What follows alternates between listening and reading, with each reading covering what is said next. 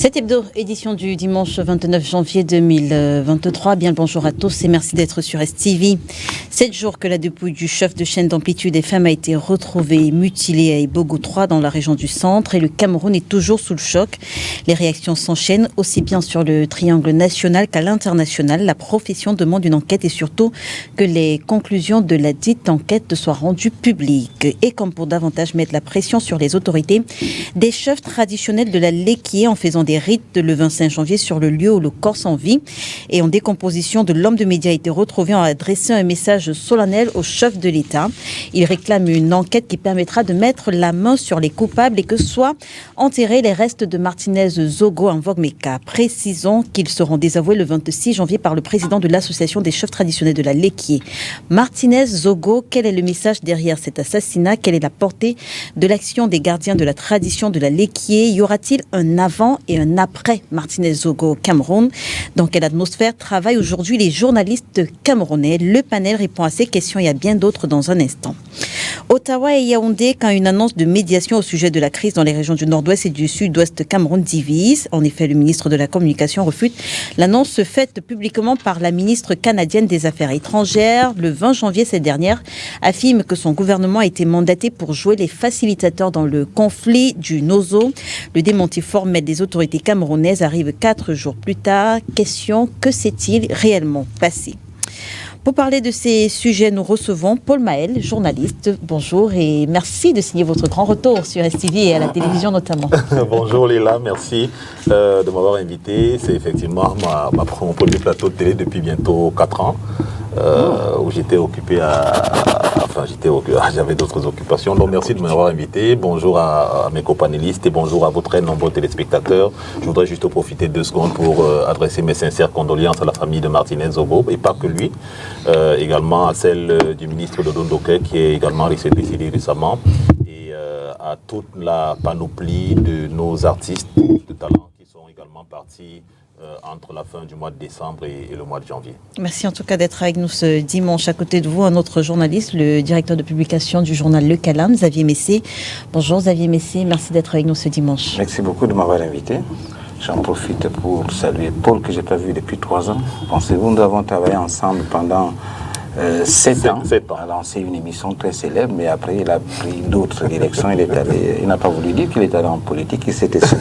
Chez Vox Africa, je crois, oui. Oui. Je regardais particulièrement cette émission. Il s'est essayé en politique, peut-être qu'il n'a pas osé continuer. Mais avec Akérémouna. Il a laissé un autre panéliste de l'époque, Cabral, qui lui vole très haut avec la politique. Oui. Voilà.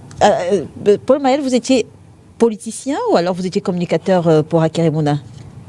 Non, moi je ne suis pas un homme politique, je suis un technicien de la communication, j'accompagne des candidats politiques, mais je ne suis pas que technicien auprès d'Akérémouna, je travaille avec lui de façon pas différente, mais je travaille vraiment avec lui, je l'accompagne dans ce qu'il est en train de faire parce que je pense que c'est quelqu'un qui peut apporter quelque chose dans ce pays-ci et donc je travaille avec lui dans ce sens-là. Ça veut dire qu'en 2018, quand il décide de retirer sa candidature au profit de Maurice Kamto, c'était également un conseil de vous? Non, ce n'était pas un conseil de moi, c'était une décision qui avait été prise par toute l'équipe de campagne à l'époque parce que le contexte nous l'imposait. Il faut dire que notre volonté en 2018 essentiellement, c'était de constituer la coalition de l'opposition parce que c'était une clameur qui venait du peuple camerounais qui réclamait que les leaders de l'opposition qui sont engagés dans ce scrutin-là s'unissent et on se disait qu'il fallait on serait plus fort ensemble et nous, c'était dans cette logique qu'on s'est allié au professeur Maurice Kamto par la suite. C'est une décision qui a été prise par toute l'équipe de campagne après plusieurs échanges avec le camp de l'autre côté, mais je dois dire qu'on a discuté avec tous les leaders politiques qui étaient engagés à ces scrutins-là. D'accord. Merci en tout cas d'être avec nous face à vous. On reçoit un homme politique, lui, c'est le président du nouveau mouvement populaire, Bandakani. Merci d'avoir accepté notre invitation ce dimanche. Merci Léla d'avoir pensé que je pouvais m'asseoir dans la cour des grands. Je salue l'aîné Xavier, à qui je présente mes meilleurs vœux pour l'année qui a commencé. C'est une figure importante de notre paysage médiatique. Il a de l'expérience, il a de l'âge. Nous respectons ça en Afrique. Et je salue Paul, que je n'ai pas vu depuis. C'est un frère. Vous le découvrez en politique, je sais, il a commencé depuis. Mais je vais m'arrêter là, il veut qu'on s'arrête. En fait, il n'avait pas que disparu des médias, il avait complètement disparu. Non, je ne veux pas dire plus qu'il n'autorise à dire. Donc, mais je sais qu'il n'a pas commencé la politique. Maintenant, il fait la politique depuis très longtemps. Donc, je salue le panéliste que vous allez présenter. Merci de m'avoir invité. Merci en tout cas d'avoir accepté notre invitation. À côté de vous, on reçoit le docteur Marcel Simo, sociologue, militante du Rassemblement démocratique du peuple camerounais. Bonjour docteur et merci d'être là ce dimanche. Bonjour Léla, bonjour vos copanélistes. C'est un plaisir de me retrouver avec Xavier, on l'a souvent fait. Avec Paul, je crois que c'est la première. Avec le président, c'est régulier. Il faut dire ça comme ça. J'aurais bien envie de dire mes vœux les meilleurs, mais je pense que c'est mal placé aujourd'hui parce que l'année semble avoir mal commencé avec ce bouillon d'amertume parsemé de violence. Je crois qu'il serait très difficile, alors moins digeste de dire bonne année ou alors mes vœux les meilleurs aux copanélistes et prions seulement que ça aille beaucoup mieux. Merci en tout cas d'être avec nous, docteur. Nous sommes censés avoir au téléphone, au moins pour cette première partie, Christophe Bobio-Kono, le directeur de publication de Kalara, le journal Kalara. C'est vrai que pour l'instant, on n'arrive pas à l'avoir, mais j'espère qu'il nous reviendra. Il sera avec nous très vite, qu'il rappellera s'il nous regarde. Alors, on va aller dans le vif du sujet directement. On va parler de l'affaire Martinez-Zogo avec la dernière information sur les réseaux sociaux et elle vous concerne, Xavier Messé. On annonce votre convocation au secrétariat d'État à la Défense demain. Oui. Ouais. Est-ce vrai? Avez-vous reçu une convocation formelle? Oui. Je devais d'ailleurs comparaître vendredi. Oui. Et il s'est passé que j'avais quelques cours à Yaoundé et quand je les ai terminés, dans l'après-midi de jeudi, j'ai pris la route pour les obligations que j'avais ici à Douala. Oui. Et entre-temps, la direction de l'ESTIC m'a appelé pour m'informer qu'un gendarme venait d'être là. On avait une conférence avec Dominique Vorton que je tenais absolument à avoir échangé avec lui. C'était un grand de la communication, un Français qui est né à Douala et puis qui est revenu faire un peu de pèlerinage intellectuel. Alors, j'étais déjà parti, j'avais quitté Yaoundé lorsqu'on m'a rendu compte de cette convocation. J'ai demandé comme la scan pour me l'envoyer. Et puis je l'ai transféré automatiquement à mon avocat et qui s'est rendu au CED avec une lettre pour demander un report. C'est-à-dire, on me demandait que je me présente vendredi à 10h30. Au vendredi à 10h30, j'étais plus à Yaoundé. Donc, mon avocat a sollicité ce report qui, si tout est maintenu, je devais normalement être au CED demain à 10h30. Voilà. Sauf si le colonel qui m'a convoqué n'est pas disponible. Voilà. Et comment est-ce que vous vous sentez? Est-ce que vous êtes serein? Est-ce que... Vous savez, Madame Simon le disait tout à l'heure, on ne peut pas être serein en ce moment-ci. Il y a trop de mauvaises choses qui se passent, des cadavres, des assassinats, d'une cruauté extrême. Et l'environnement est morose. Vous voyez, il n'y a pas de quoi pavoiser. Et si, en ce moment-là, vous recevez une convocation pour aller dans un endroit où personne n'aimerait aller, c'est-à-dire le CED, bon, il y a de quoi ne pas être très fier. Mais en fait, je ne trouve pas non plus une crainte particulière parce qu'en fait, ce pourquoi on me convoque, j'imagine. J'ai accordé une interview dimanche dernier, ça fait exactement 7 jours, à un média qui est basé à Douala, c'est Balafon, et qui m'a interrogé en tant que journaliste comment je perçois la disparition d'un confrère de cette manière-là. J'ai dit ce que j'avais à dire. Ça nous a peiné, comme tout le monde, et puis depuis cette disparition, nous avons mis en place un système de veille communicationnelle, de sorte que dans les groupes de médias, on puisse échanger des informations. On interrogeait aussi quelques spécialistes, que ce soit de la sécurité, et puis les médecins légistes, et puis toutes ces informations, bon, parfois même les enquêteurs nous informaient. Ça, c'est normal, un journaliste qui ne se comporte pas comme ça doit changer de métier.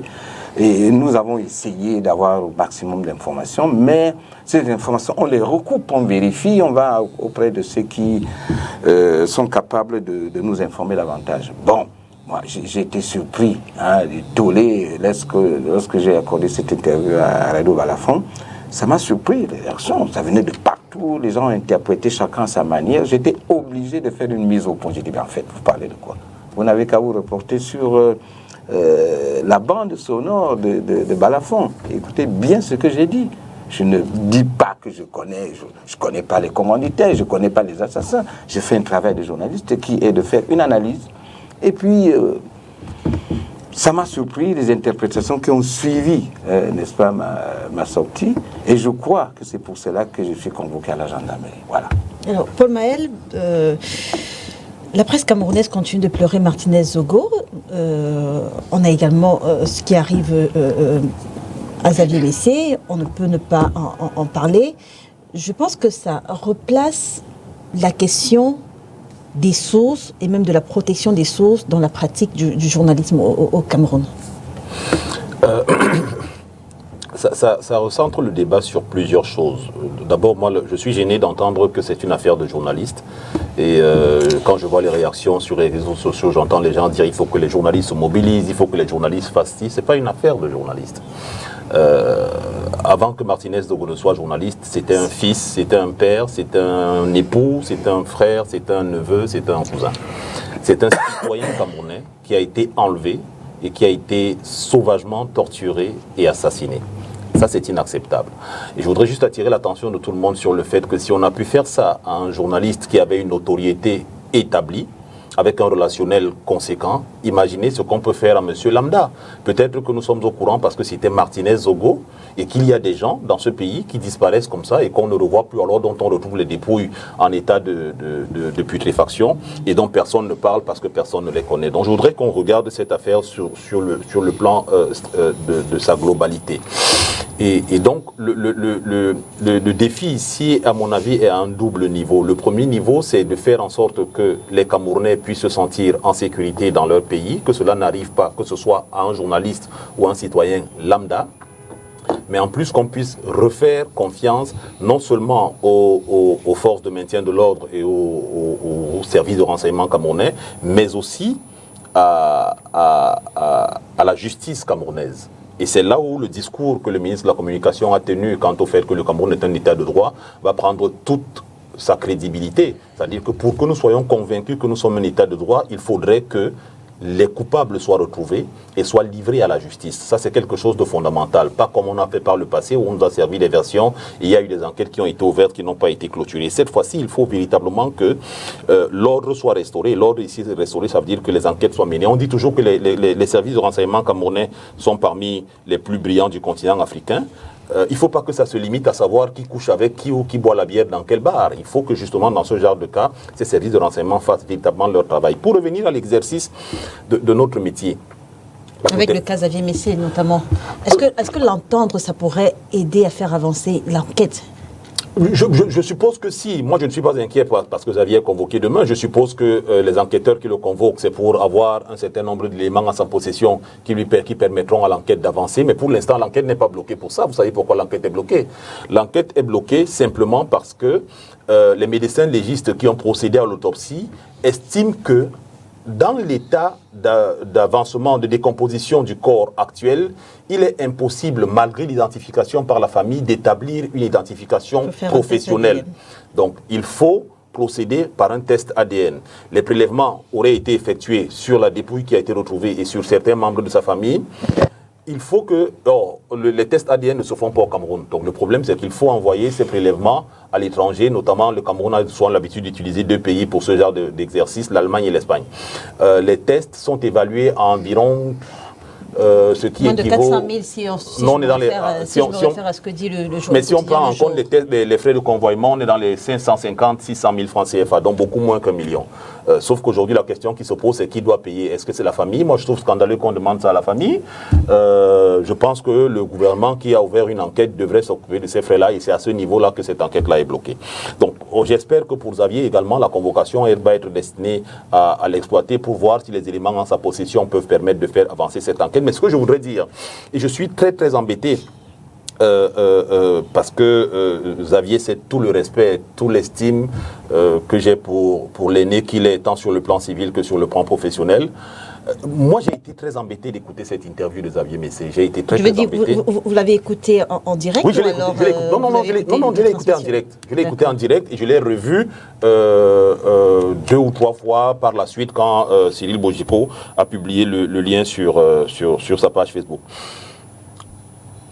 La protection des sources est un élément indiscutable dans notre métier. Et je ne pense pas que c'est de ça qu'il s'agisse dans le cas de Xavier. Ce qui a soulevé le tollé auquel Xavier faisait allusion tout à l'heure, c'est le fait qu'ils disent avoir été en possession d'une information dès mercredi matin aux premières heures, c'est-à-dire que mercredi vers 5 heures du matin, et qu'il l'ait gardée, parce que là il s'agit quand même d'une information d'un meurtre, et qu'il ait gardé cette information 2 jours. Moi, je suis surpris. Xavier est un enseignant de journalisme de haut niveau. Je ne sais pas s'il y a un principe journaliste qui demande de retenir une information comme celle-là quand il y a mort d'homme pendant 2 jours. Donc, Xavier ne connaît peut-être pas les coupables. Il ne connaît pas qu'il a tué. Il n'a rien à voir avec cette affaire. Mais au moins, le fait que le corps de Martinez Zogo ait été retrouvé en état de décomposition peut être dû au fait, effectivement, que Xavier et un certain nombre de personnes avaient cette information 2 jours avant et ne l'ont pas livrée. Et moi, c'est ça qui me pose problème dans le dossier de Xavier. Maintenant, j'espère que la convocation qui lui est adressée, c'est effectivement pour faire avancer l'enquête et pas pour l'inquiéter outre mesure. D'accord. Président Badakani, vous êtes également avec nous ce dimanche. Qu'est-ce que vous pensez tout d'abord de la convocation de Xavier Messé au CED? Et puis, est-ce que vous avez l'impression qu'en 1 semaine, les choses ont avancé en termes d'enquête pour nous révéler finalement ce qu'on aimerait savoir sur l'affaire Martinez-Zogo? Oui. Avec cet ensauvagement de l'État, d'une partie de l'État. Je suis sur le plateau de la télé, je vous rappelle. Pour raison gardée quand même malgré tout. Moi, je suis inquiet quand on convoque cet aîné. Les gens veulent faire des enquêtes. Ils n'ont qu'à faire des enquêtes. Mais il faut qu'il soit accompagné là-bas. Il a son avocat, il faut qu'on s'assure. Parce qu'il ne peut plus qu'en rentrant là, on l'enlève. Parce que la situation est dangereuse dans notre pays actuellement.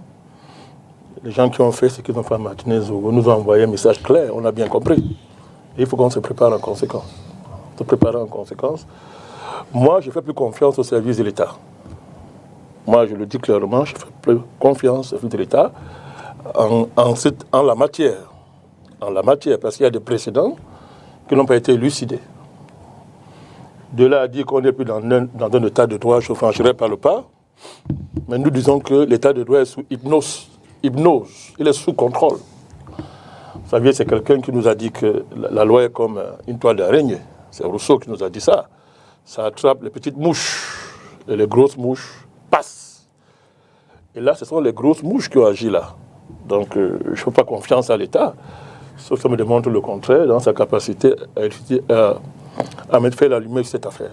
Donc, moi, je suis inquiet quand on le convoque. Je suis inquiet, je dis ce que je pense, je suis inquiet. Donc, quand il va sortir de là, il arrive chez lui, il faut qu'il nous informe qu'il est bien arrivé chez lui. Parce qu'on ne sait jamais. On ne va pas le garder là-bas, ils savent bien qu'on aura tous nos yeux là-bas. Mais en rentrant, qu'est-ce qu'on sait? Parce que le Cameroun est devenu ça. Le Cameroun est devenu ça. Donc c'est ça. Pour dire qu'on concerne sa convocation, voilà mon état d'esprit. Maintenant, Paul vient de dire des choses quand même qui nous interpellent. Bon, d'accord, on veut s'assurer vraiment que c'est le corps de Martinez-Zogo.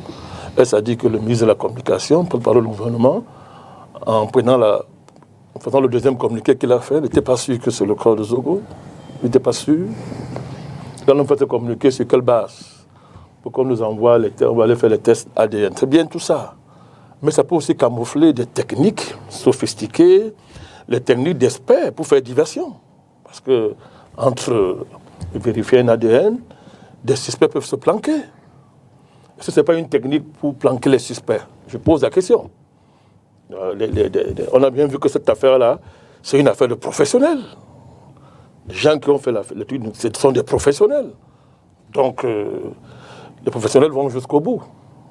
Donc, il faut vérifier les ADN, ça va prendre un nombre de temps, on va envoyer ça en Europe, ça revient pour qu'on vérifie. Mais entre-temps, on peut planquer les suspects. Ce sont des techniques de haut niveau pour planquer les suspects. Donc, parce que quand on va à ce niveau de cruauté, c'est qu'auparavant, on s'est assuré qu'on ne va pas être interpellé.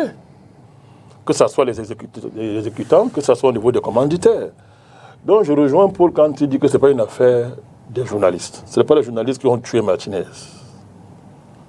Ce n'est pas les journalistes qui ont tué Martinez. Des suspects sont dans la nature et les indices qu'on colporte ici et là démontrent, comme je dis, ce sont des professionnels. Le contexte du crime renvoie à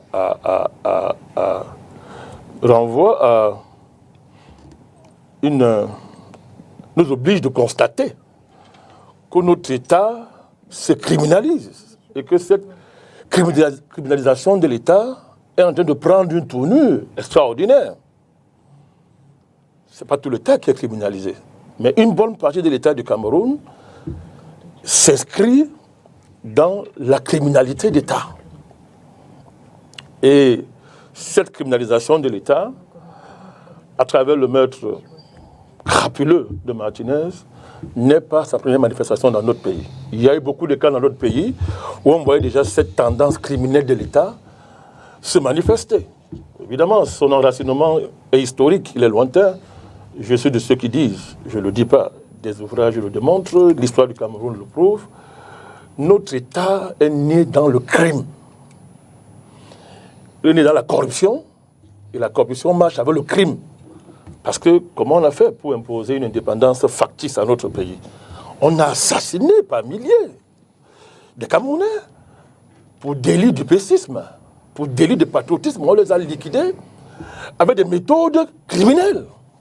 Le napalm, les têtes qui étaient coupées, exposées dans des carrefours, pour donner la leçon. On a continué à faire ça jusqu'aux années 70.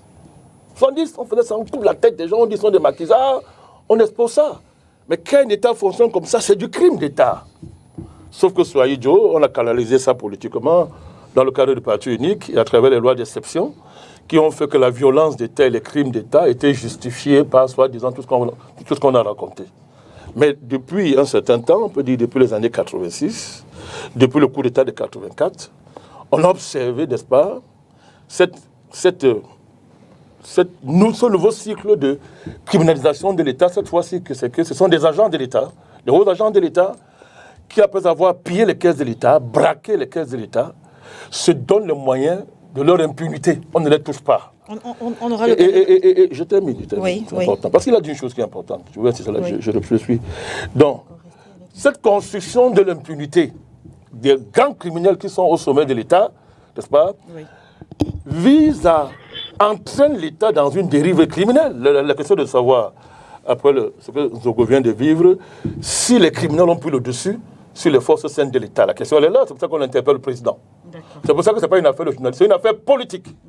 C'est une affaire hautement politique qu'on ne vient pas chercher à dépolitiser l'affaire en enfermant ça dans le ghetto de la presse, même si vous êtes en première ligne. Avant de donner la parole au docteur Marcel Simot sur la façon dont elle perçoit l'enquête ouverte, Christophe Bobbio-Kiono nous a également rejoint au téléphone. Je rappelle qu'il est le directeur de publication du journal Kalara. Bonjour Monsieur Bobbio-Kiono et merci d'être avec nous ce dimanche. Bonjour à vous et bonjour à vos téléspectateurs. Bonjour Bobby. Alors j'imagine que comme nous tous sur le plateau, vous avez appris ce matin la convocation de Xavier Messé au secrétariat d'État à la Défense, notamment en relation avec l'affaire Martinez et les propos qu'il aurait tenus dans une radio de la place. Qu'est-ce que vous pensez de cette convocation-là? Disons que je ne suis pas surpris que le grand frère Xavier Messé soit convoqué par la gendarmerie de la teneur de ses propos sur les zones de Balafon FM. Et je crois avoir parlé avec lui la semaine dernière, je crois que c'était jeudi ou vendredi, lorsque j'ai écouté ces propos-là. Mais ce qui est surprenant, c'est qu'il soit la première personne à être convoquée. Dans la mesure où plusieurs personnes avant Xavier Messé avaient indiqué, avant même la découverte du corps de Martinez Zogo, il y a une semaine, que ce dernier était mort. Et je me souviens que le lundi, lorsque je suis allé à l'entrée de Amplitude FM à Yaoundé pour la petite pose de fleurs et allumer la chapelle ardente. J'avais parlé avec Paul Chouta, lanceur d'alerte qui est désigné comme moi comme étant sur la liste des prochaines victimes du commando de la mort. Et je lui avais dit que j'étais surpris qu'il ait pu déclarer que il était au courant que Martinez Zogo était mort le mercredi qui a suivi son enlèvement, soit moins de 24 heures plus tard. Et je rigolais avec lui en disant que si j'étais la police, j'allais le convoquer. Si des personnes ont été informées du décès de Martinez Zogo avant que cela ait été officialisé, ça signifie minimalement que ces personnes-là peuvent connaître et peuvent avoir des informations qui peuvent être utiles pour l'avancée de l'enquête. Donc, j'espère simplement que la convocation des avis, mais c'est vise pas une fois de plus à intimider la presse, les journalistes et tout, mais que cela se passe simplement dans le cadre de la recherche, des pistes pour retrouver les commanditaires et les exécutants de la disparition sauvage de Martinez. D'accord. Vous restez avec nous. On va prendre le docteur Marcel Simot. Et juste après le docteur Simot, on reviendra encore avec vous. Alors, docteur Marcel Simot, le Conseil national de la communication appelle justement les journalistes à la pondération dans l'attente des résultats de l'enquête ouverte par les autorités. Quel crédit est-ce que vous accordez justement à cette enquête ? Là, on ne devrait plus parler... En fait, moi, je pense qu'on ne devrait pas parler de crédit si nous pensons que nous sommes dans un état de droit. Parce que nous le sommes. Je peux bien comprendre les réactions des uns et des autres, je peux bien comprendre le comportement sceptique de certains face à des situations parce qu'ils ne se focalisent que sur des situations qui n'ont pas trouvé satisfaction par rapport à l'aide d'asile. Mais moi, je me souviens de l'affaire Garbo où le chef de l'État avait instruit une enquête après des enfants qui ont été tout un village détruit et même des hommes en tenue se retrouvent en justice aujourd'hui.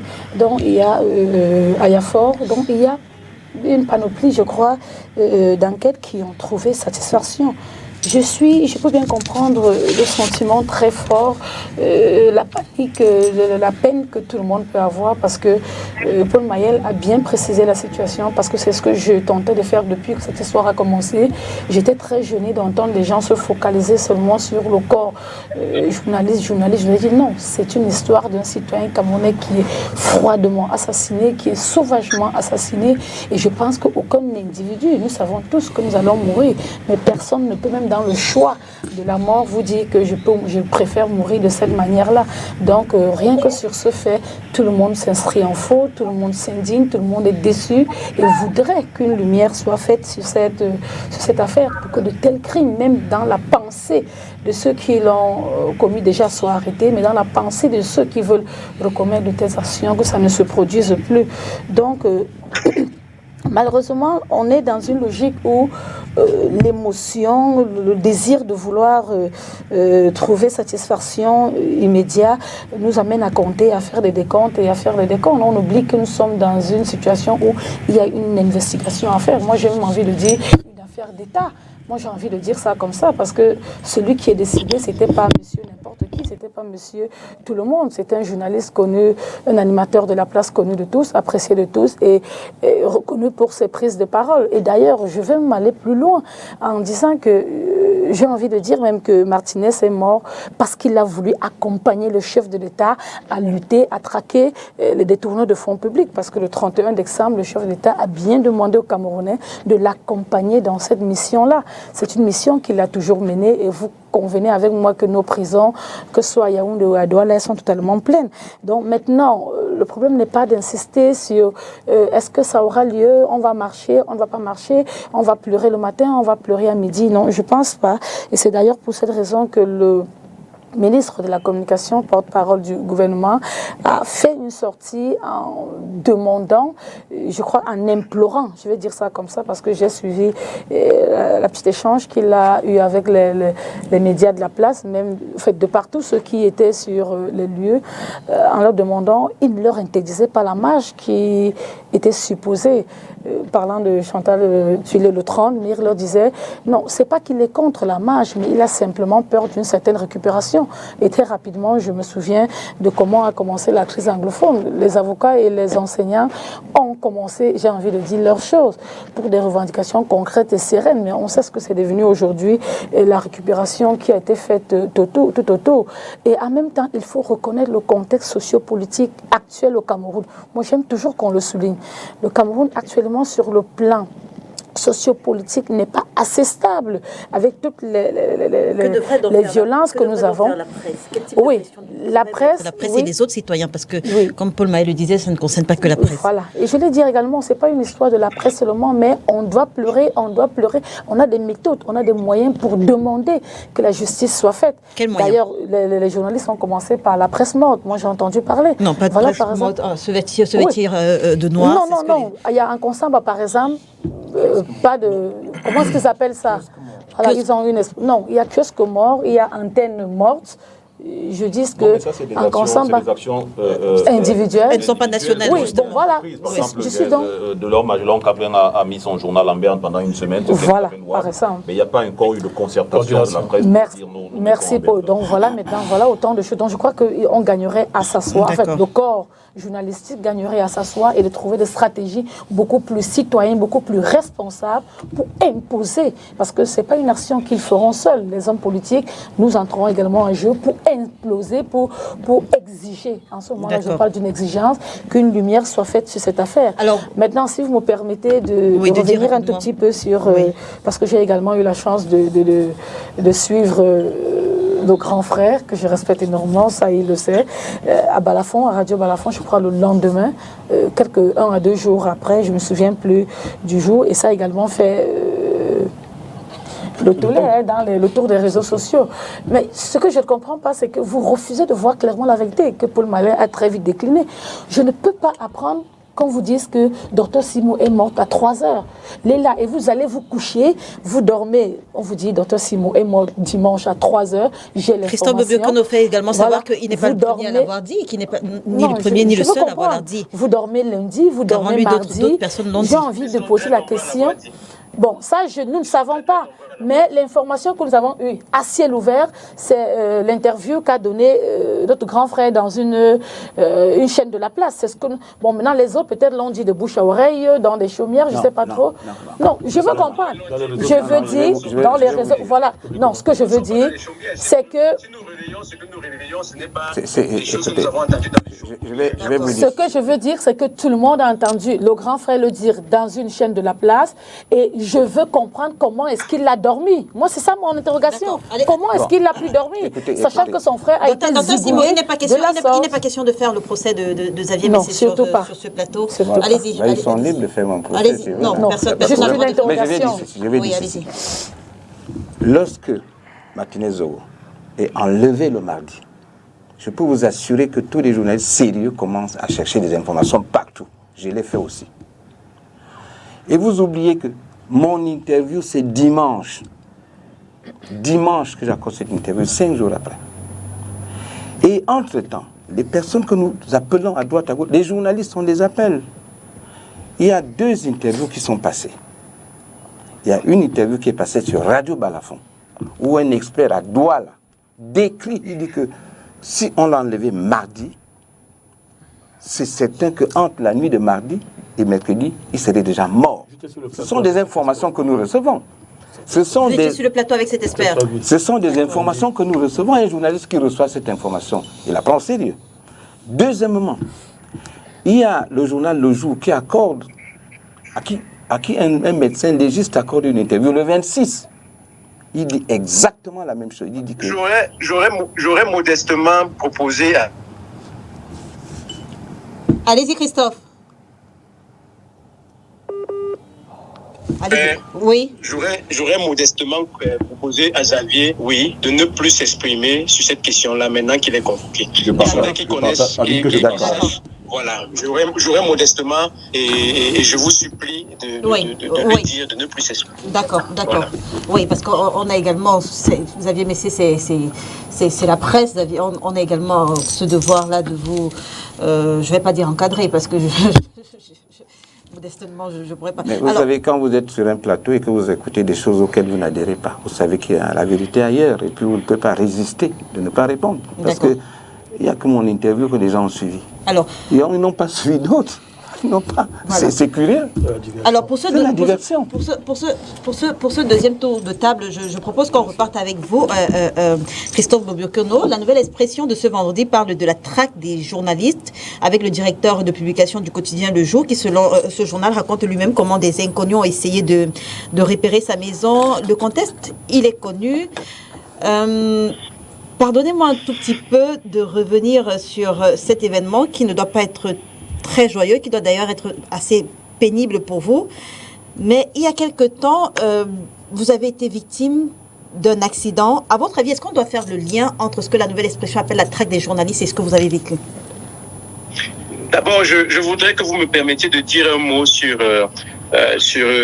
comment je vais dire ça, la partie du débat que vous êtes en train de clore, notamment la sortie du CNC. Le CNC est là pour faire la régulation des médias et non pour donner des orientations politiques aux médias. Je trouve cet appel du CNC totalement déplacé et je trouve que ceux qui pensent qu'on peut mener des actions responsables et qui écartent les réunions publiques, les marches publiques parmi les actions responsables qu'on peut faire dans un état de droit sont en marge de du dispositif légal dans notre pays. Il y a bien une loi qui déclare la liberté des réunions et des manifestations publiques. Si nous avançons vers la démocratie, on doit pouvoir intégrer qu'à un moment donné, les citoyens puissent s'exprimer à travers ces modes-là qui existent. Et je pense que le CNC, qui a entre autres missions de devoir défendre la liberté d'expression, la liberté de presse, devrait s'exprimer par rapport à cela dès lors, et j'embraye sur votre deuxième question, qu'il est dit que certains journalistes, dont moi, sont menacés de mort. On a CNC en parler. Le CNC préfère faire ami avec le ministère de l'administration territoriale et s'écarter de ce qui est de son ressort. Mais pour revenir à mon accident, j'ai été victime d'un accident de la circulation le 22 octobre 2022. Et dans le scénario de cet accident-là, j'ai été, j'ai rencontré des jeunes gens qui avaient probablement subtilisé la voiture de leur grand frère, qui ne savait pas conduire et qui sortait d'une boîte de nuit et qui m'ont percuté. Et sauf que j'ai été conduit immédiatement à l'hôpital et je ne connais pas le sort de ceux-là. Et je ne vois pas des gens en train de venir me percuter au risque de perdre leur vie parce qu'ils seraient en train de commettre un attentat. Je pense que c'est un scénario qu'il faut écarter et je trouve malheureux que cette situation personnelle que je n'ai pas voulu exposer à la face du monde arrive comme cela, alors que le pays, connaît une période trouble. Maintenant, j'ai parlé aussi, d'une manière ou d'une autre, parlé avec Aman Mana de ce qui se passait. Nous vivons, à partir du moment où votre nom est affiché dans cette liste-là, vous vivez un certain nombre de pressions qui sont des pressions de votre entourage, souvent même des pressions de la famille. Tout le monde est inquiet pour vous. Et donc, dans ce contexte, il y a des choses qui se disent qui sont plus ou moins vraies. Mais vous avez l'obligation quand même de vous montrer raisonnable, c'est-à-dire vous ne présentez pas la poitrine en disant « je n'ai pas subi moi-même » parce que c'est mon cas. Je n'ai pas encore eu des signes de ces menaces-là où quelqu'un m'a appelé, ainsi de suite. Je n'ai pas vu ce que les autres disent avoir vu. Mais je dois faire très, très attention parce qu'à partir du moment où on dit que vous êtes sur une liste noire et que vous serez tué, vous devez quand même prendre quelques précautions. D'accord. Paul Maël, quand se le dit, le climat côté presse n'est pas à la sérénité. La question, c'est comment continuer à garder la pression sur les autorités pour avoir toute la lumière sur l'affaire Zogo, quand la presse même, il y a une certaine peur autour des journalistes.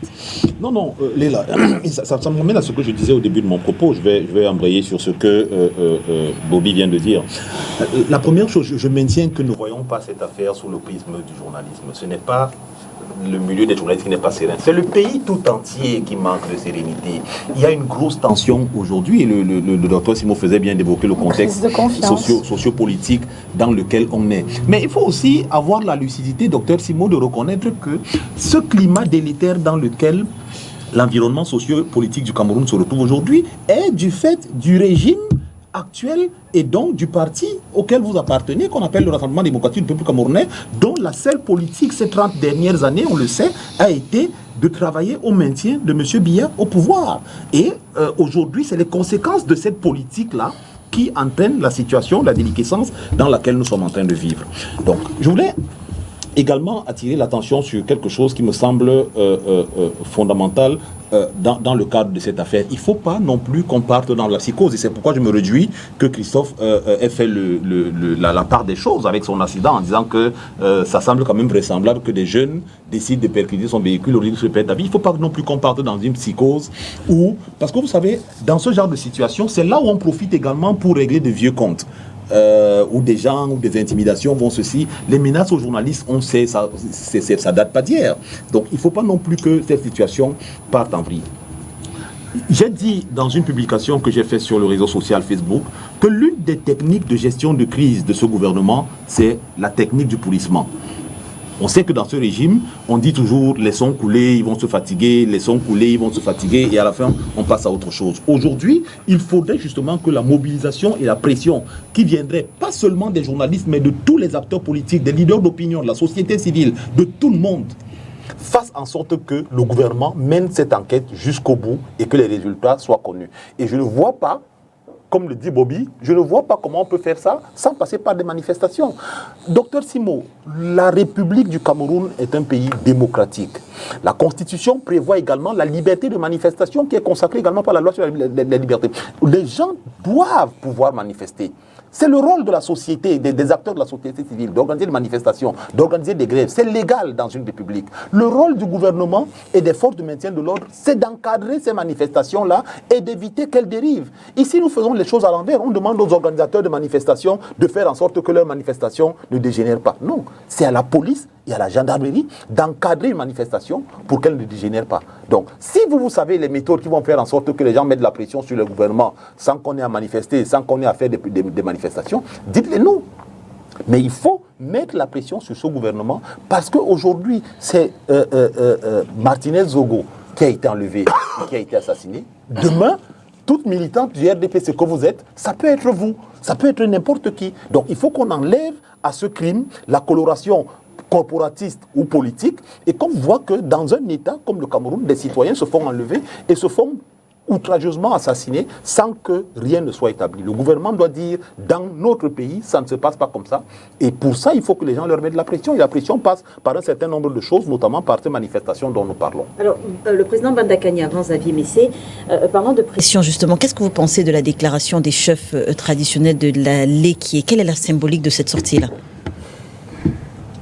Écoutez, elle a une dimension traditionnelle et politique, j'allais dire politologique. Les chefs de la Léquié estiment avoir perdu un fils. Et de quelle manière? Et décident de faire leur travail en s'inscrivant dans un registre traditionnel. Donc sur le plan traditionnel, ils ont pris leurs responsabilités, ils ont fait une déclaration qui est publique. Ils disaient un ensemble de choses. Ils insistent sur la manière dont Martinez a été tué. C'est l'un des crimes les plus crapuleux de l'histoire de l'humanité. Deuxièmement, ils disent pourquoi il a été tué. D'après eux, ils disent qu'il a été tué à cause du président. C'est ce qu'ils disent, à cause du président. Il est mort à cause du président. Et deuxièmement, ils disent qu'ils refusent de prendre ce corps. Et il conseille que le corps soit enterré en Vomeka. Et il se déplacerait dans le cas d'espèce pour venir assister à l'enterrement. Donc il y a une dimension traditionnelle. Refuser de prendre un corps dans des conditions traditionnelles qu'on a vues se manifester sur le lieu, n'est-ce pas, sous la présidence de ces autorités traditionnelles, a une signification, même chez les écans. Ça a une signification. Quand les gens disent qu'ils ne prennent pas un corps, c'est l'horreur absolue. Et les gens estiment que nous ne sommes pas en mesure de gérer ça, c'est l'horreur absolue. Deuxièmement, on peut lire à travers, n'est-ce pas, le constat de la rupture d'impact politico-traditionnel, parce que la Léquié, ce n'est pas n'importe quoi. C'est quand même, on peut dire comme ça, un des tels traditionnels du président. Sauf que le président de l'association des choses traditionnelles de la Léquié a fait une sortie le lendemain pour dire qu'il ne il ne se reconnaît pas parmi ces chefs-là. Peu importe. Non, s'il vous plaît, excusez-moi, Président Badakani, je voudrais juste restituer la sortie du 26, président. Oui. Il n'a pas dit qu'il ne reconnaissait pas les autres chefs. Il a dit que la sortie de cette chef n'a pas respecté, ni sur la forme, ni sur le fond, le procédé de ce genre de sortie de ce type. Et je voudrais en profiter pour dire que personnellement aussi, moi je suis très respectueux de la chefferie traditionnelle. Vraiment, parce que d'abord je suis petit-fils de chef et je suis petit-fils de chaman. Moi, de manière simple, tous ceux qui ont un minimum d'initiation traditionnelle vous le diront, tout ce qui se fait sous les yeux des caméras et en plein jour n'a aucune valeur. Il n'y a plus de valeur traditionnelle. Aucune, je ne dirais pas, je ne franchirai pas le Rubicon, mais je dis que ça altère un petit peu la valeur traditionnelle qu'il y a. Le problème que ça me pose ici, c'est l'absence de consensus au niveau des chefs. Parce que le fait justement que certains chefs soient allés faire ce rite-là sur ce site et pas d'autres, veut dire que la concertation n'a pas abouti à un consensus. Or, il aurait mieux valu, de mon modeste point de vue, que les chefs de la Léquier trouvent un consensus sur le mode opératoire à avoir. Maintenant, on peut aussi comprendre que la sortie du professeur Mbombo soit politique, compte tenu de son statut dans le civil et dans le traditionnel. Mais je pense qu'il y a cette division-là dans la chefferie traditionnelle de la Léquier qui peut poser problème au niveau de l'action qui a été menée. Cela dit, je souscris entièrement au décryptage qui a été fait par le président Badakani. Je tente d'expliquer qu'il y a dans la tradition, souvent on est obligé de faire en public. Il y a souvent on est obligé, quand la situation est grave, quand on est sorti de la normalité, on peut poser des actes publics. Je ne dis pas que c'est le cas. Je ne maîtrise pas très bien les arcanes de ces chefferies-là. On connaît dans quel état ils se trouvent dans notre pays. Mais je dis qu'au regard du caractère grave de la situation, il est possible qu'une sortie publique pour poser des actes rituels dans le cadre des traditions soit justifiée. Mais peu importe. Je dis, je tiens compte même des contradictions qu'il y a entre ces chefs-là. La sortie même de l'autre, ça ne change rien. C'est quand même pour la première fois depuis que le président est au pouvoir qu'on voit ça. Oui. Venant de cette région-là. Et de cette manière, c'est pour ça que pour nous, c'est un tournant dans le paysage politique camerounais. Même si on veut rattraper après, si les élites de la région veulent rattraper après, elles ont déjà commencé. Ça ne change rien, c'est un tournant. Qu'on voit les chefs de cette région-là se lever comme ça, alors qu'ils sont longtemps présentés comme étant les garants d'une partie de l'ossature traditionnelle du pouvoir. C'est quand même la première fois qu'on voit qu'elles sortent, ces élites traditionnelles, sortent comme ça en public et prennent une telle position dans des termes, n'est-ce pas, qu'on lit dans la déclaration. C'est cela que pour moi c'est un tournant, c'est important pour nous de l'analyser comme ça. Maintenant, moi je continue à dire, autant nous on dit que ce n'est pas l'affaire des journalistes, autant je ne veux pas qu'on régionalise l'affaire. Si j'avais un reproche à faire à cette tête couronnée, au niveau de la tradition, c'est à ce niveau-là de régionaliser l'affaire et de participer ainsi à la géoethnie coloniale qui empêche nos pays de faire nation, de faire vraiment nation et peuple, d'essayer de balkaniser l'affaire Martinez. Parce qu'en le faisant comme ça, évidemment, on crée les conditions pour que la lumière ne soit jamais faite, cette affaire. Donc, c'est un tournant sur le plan politique. Parce que le glacis, n'est-ce pas, régionaliste, qui a longtemps été présenté comme étant très soudé, parce que très uni, et de ce fait-là, le socle granitique du point de vue traditionnel du pouvoir du chef de l'État, là on observe une fissure. On observe une fissure, ça va avoir des conséquences. On observe une fissure. Je termine avec un autre point. Tout à l'heure, en revenant sur le cas de notre aîné, cher aîné Xavier, moi je dis que c'est la diversion qu'on est en train de faire là. C'est la diversion. Parce que moi j'observe deux choses. D'abord, l'État veut nous faire croire qu'il a le même niveau d'information que nous. Je ne crois pas ça. L'État veut nous faire croire que c'est à partir des convocations de gens comme Xavier et les autres, qu'ils vont aussi collecter l'information, ils ne savent rien de l'affaire, on ne connaît rien, en collectant, on va faire la lumière. Non, il y a trop d'indices. Il y a trop d'indices, n'est-ce pas, qui renseignent sur le fait que l'État, on parle de l'État sait. Maintenant, il faut formaliser ça, je suis d'accord avec ça, mais l'État sait, il ne faut pas nous faire croire que l'État a au même niveau d'information que nous. Deuxièmement, je reviendrai sur la question de la déontologie.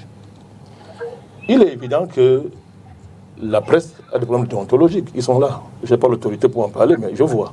Je suis analyste. On a pris notre part pour qu'une presse émerge dans ce pays, donc on peut dire certaines choses. Mais, lancer sur la table la question déontologique, pour évacuer la question politique, comme le fait le CNC et les autres, c'est inacceptable. D'accord. Parce que, s'il y a quelqu'un qui a saccagé la déontologie au Cameroun, c'est le gouvernement camerounais. Le gouvernement camerounais a participé à saccager la déontologie journalistique au Cameroun. Pour des raisons politiques, chaque ministre a ses journaux, décide des lignes éditoriales, il finance ceci, tout ça et consort.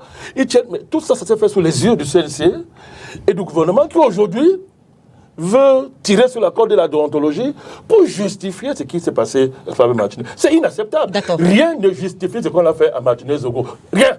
Xavier, mais est-ce qu'on peut réellement parler de tournant politique dans la sortie des chefs de la Léquier quand Paul Mahel également le notait? Il y a un manque de concertation, si on se réfère à la sortie du 26 janvier. Mais c'est une sortie hautement politique. Vous savez, la Léquier a ressenti un choc très très fort. D'abord, lorsque la dépouille de Martinez a été découverte, il y a eu un mouvement très fort entre Ebebda et les populations de Monatélé qui ont voulu marcher vers le pont d'Ebebda pour le barrer, pour couper la population, enfin la circulation entre l'ouest et le centre. Ça a été sauvé de justesse parce que certaines personnalités se sont rendues sur les lieux et ont parlé aux chefs, ont parlé aux notables du coin avec le sous-préfet, le commandant de brigade pour désamorcer cette tension qui était très vive. On aurait ressenti les échos des effets à Yaoundé terriblement. Et ensuite, il y a eu également ce que vous appelez une scission, mais peut-être pas. Mais vous savez, il y a 3 ou 4 bastions très forts dans la Léquier. Vous avez la Léquier ouest et la Léquier est. Et il y a des chefs dans ces différents coins-là. Vous avez Batchenga, vous avez les populations de Batchenga qui ont également des chefs. Vous avez Ebebda, où il y a des chefs. Vous avez Monatélé qui a des chefs. Et vous avez surtout ça, d'où vient Martinez-Zogo. Donc, faire entendre ces gens-là, du coup, c'était difficile. Les réunir, du coup, pour les faire entendre, c'était difficile. Et ceux qui ont protesté, l'action de ceux qui sont partis sur le terrain, c'est notamment le chef de Monatélé et le chef d'une petite zone à EFOC, n'est-ce pas, EFOC, qui est notre ami Guitala. Donc, qui a été à la tête du mouvement de contestation. Il est venu donc casser la dynamique qui réunissait un certain nombre de chefs. Et donc, certains ont dit, mais écoutez, d'accord, c'était un ressortissant de la Léquier, mais il est d'abord de chez moi. Et d'où il venait, ils étaient en tête du mouvement.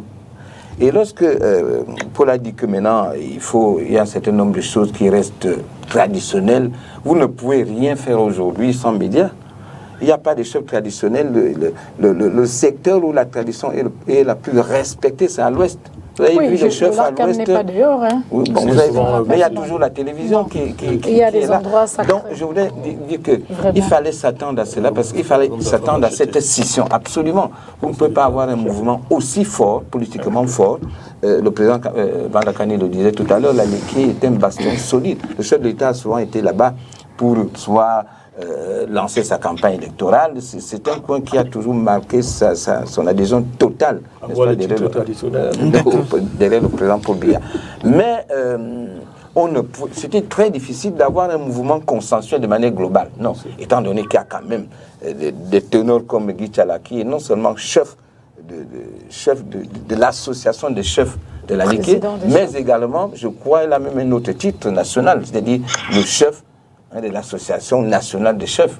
Donc, étant donné la position qu'il a occupée à la fois dans le gouvernement, enfin pas dans le gouvernement, il a été quand même recteur de l'université, ben, s'il marquait son adhésion, sa solidarité avec les autres, cela serait très très mal ressenti au niveau du pouvoir public.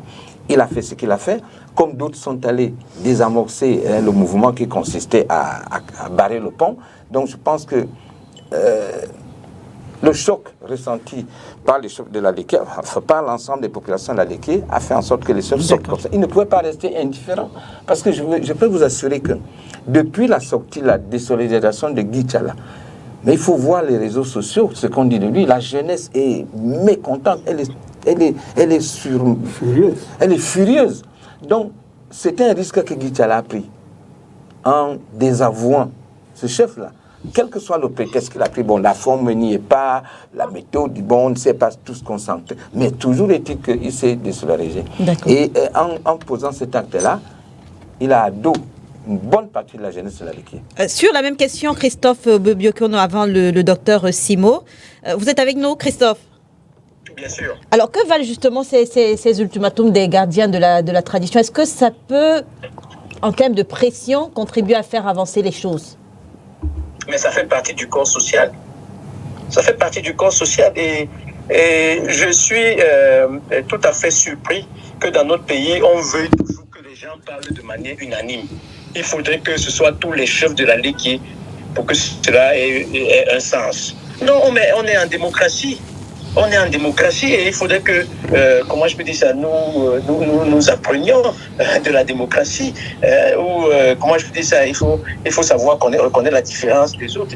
Il y en a qui sont d'accord, il y en a qui ne sont pas d'accord et tout. Mais il faut savoir que dans notre tradition, à l'époque où nos traditions ont été créées, il n'y avait pas la télévision, il n'y avait pas Internet, il n'y avait pas les réseaux sociaux. Donc ces choses-là aussi peuvent évoluer. Elles peuvent évoluer, elles impactent la vie de tous les jours. Moi, je vois tous les chefs traditionnels, ils ont les téléphones. Est-ce qu'à l'époque, ils avaient les téléphones? Donc, je pense pour moi que c'est un faux débat. Il y a quelques chefs qui sont retrouvés, qui ont fait ce qu'ils ont fait. Ça traduit leur état d'esprit, leur désapprobation de ce qui s'est passé avec leur fils. Et il y en a qui sont sous la pression, ou même qui volontairement ne sont pas d'accord avec les premiers. Et puis, bon, pour moi, on n'a pas lieu de faire tout un débat là-dessus. D'accord. On va quand même écouter le docteur Marcel Simo sur la question. Les chefs traditionnels de la Ligue qui ont fait une déclaration pour le moins grave. Je veux dire, ils estiment qu'au regard du mode opératoire des assassins, les services de sécurité de l'État sont impliqués. Lila, je mets cette expression ou alors cette sortie sur le compte de l'émotion, de l'insatisfaction. Je vous en prie, permettez. Je vous ai écouté. Oui. Je vois des pères qui ont vu leur enfant mourir sauvagement, amèrement, et décident de s'exprimer, ce qui est normal. C'est-à-dire que je suis une mère, j'ai des enfants, et que l'on vienne me dire mon fils a été sauvagement, comme j'ai pas envie même de répéter. Je crois que tout de suite je vais réagir, je vais dire ce que je vais dire, je vais tout faire, parce que je suis dans la douleur. Moi, voilà comment je perçois. Mais tout de suite, lorsqu'on fait une analyse plus profonde, et d'ailleurs vous l'aviez dit, on entre dans une politisation de l'affaire. Et c'est à ce niveau-là que je commence à questionner la tradition. Et moi, je suis très choquée d'entendre quelqu'un qui est dans la modernisation de la tradition. Je veux bien savoir, si on commence à moderniser la tradition, Léla, qu'est-ce qui nous restera? Plus rien. Plus rien ne nous restera. Parce que le monde, l'Afrique souffre aujourd'hui à cause de cette modernisation-là. Alors, c'est la petite tradition qui nous reste, doit aussi être modernisée. Je crois qu'il y a quelque chose qui ne va pas. Pas du tout d'accord. C'est mon point de vue. Non, permettez que je termine. Il y a des choses qu'on ne peut pas laisser passer. Je n'ai pas terminé. Je vous ai écouté. Allez-y, docteur. Allez-y, docteur. Vous avez insisté sur la marche comme moyen d'expression. Je suis d'accord. Mais je n'ai pas envie de vous dire, vous, des grands journalistes, que ce n'est pas le seul moyen d'expression. Je repose la question. Je repose la question, docteur Marcel Simo. Je repose la question, docteur Marcel Simo. Oui. Dans ce contexte-ci, quel type de moyens, quel type de pression peut-on mettre sur les autorités pour enfin avoir la lumière sur l'affaire Martinez-Zogo? Je précise que ce n'est pas le premier cas de journaliste décédé dont les résultats des enquêtes n'ont pas réellement fait l'unanimité. Oui, je ne voudrais pas qu'on se focalise sur le concept journaliste. Nous avons été très d'accord là-dessus. Parce que j'ai ressorti également des enquêtes qui ont abouti et qui ont donné satisfaction aux populations, au peuple camerounais. Alors que nous nous impliquons tous. Quel moyen de pression est-ce que les journalistes peuvent les hommes politiques que nous sommes, nous impliquons en dénonçant, en décriant ce geste, en dénonçant avec la dernière énergie ce qui s'est passé. On peut même choisir un jour, s'asseoir quelque part, je ne sais pas trop porter du noir, s'asseoir, décrier ce qui s'est passé. Je veux dire, on a porté du noir déjà. Oui, ça ne c'est pas suffisant. Ou alors, c'est pas... vous pensez que c'est en marchant que très rapidement, Martinez se réveillera? Non. On a des stratégies et des moyens pour pouvoir exiger la lumière. Je vous ai parlé ici là des journaux, des chaînes qui sont totalement fermées. Un Konsamba Express en Konsamba est fermé depuis le décès de Martinez. C'est leur manière à eux d'exprimer leur colère. Est-ce que ça peut porter, je veux dire, des actions individuelles comme ça? Est-ce que ça peut... Maintenant, que tous les journalistes se mettent ensemble et décident de dire plus d'ouverture de presse, plus de médias, plus d'émissions, tant que l'affaire n'est pas trouvée. Je ne veux pas vous dire, je ne veux pas entrer dans votre corps de métier pour vous dire, voilà un exemple que je prends. C'est-à-dire, vous vous dites, OK, plus d'émissions, on n'émet plus rien, on ne produit plus rien, on ne dit plus rien, si rien n'est trouvé sur... Et vous savez que vous êtes le quatrième pouvoir, elle est là. Et je pense que quelque chose sera... Le quatrième. Et je pense que quelque chose sera fait. Alors maintenant, insister sur la marge, je n'ai pas envie de dire que ça cache quelque chose. Et rapidement, Paul Maël. Non, vous ne pouvez pas dire rapidement, Lila. Le docteur Simon vient de dire des choses qui me semblent assez graves pour que vous disiez qu'on parte là-dessus rapidement. Non. Première chose, docteur Simon, arrêtez, s'il vous plaît, avec tout le respect que j'ai pour vous, arrêtez de dire que les réactions des gens sont dues à l'émotivité ou à l'émotion. Arrêtez de dire ça. C'est blessant, c'est irrespectueux pour la douleur des gens, c'est irrespectueux pour le corps de Martinez Zogo qui a été retrouvé en état de putréfaction, c'est irrespectueux pour toute la corporation des journalistes qui se sentent aujourd'hui menacés. Il y a des gens qui ne peuvent pas rentrer chez eux sans regarder 3 fois à gauche et à droite. Donc arrêtez de dire... Arrêtez de dire qu'on est dans l'émotion. Parce que je n'ai pas envie de parler de ça sans vous couper. J'ai comme l'impression que maintenant on veut le meilleur pleureur de la mort de Martinez. Je suis désolée. Je n'ai pas voulu parler de ça. Mais j'ai comme l'impression qu'aujourd'hui on veut le meilleur pleureur. Nous pleurons tous cet homme et je crois que chacun le pleure à sa manière. Et personne n'a la mesure. Nous ne sommes pas dans un film de science-fiction. Nous sommes dans la réalité, nous sommes dans des faits. C'est des faits qu'il s'agit. Donc ça, c'est la première chose que je voulais dire. Oui. La deuxième chose, arrêtez également de parler de politisation. Ce n'est pas de la politisation, c'est une affaire politique. Les interventions de Xavier, de Bandakani et de moi-même sur ce plateau vous le disent. Martinez Zogo ne travaillait pas sur les affaires de Paul Mahel, de Xavier Messé et de Bandakani. Il travaillait sur des affaires dont les personnalités sont connues. C'est des personnalités politiques de premier plan et de haut niveau. Donc ce n'est pas une affaire de quartier ou alors des enfants jouent aux billes.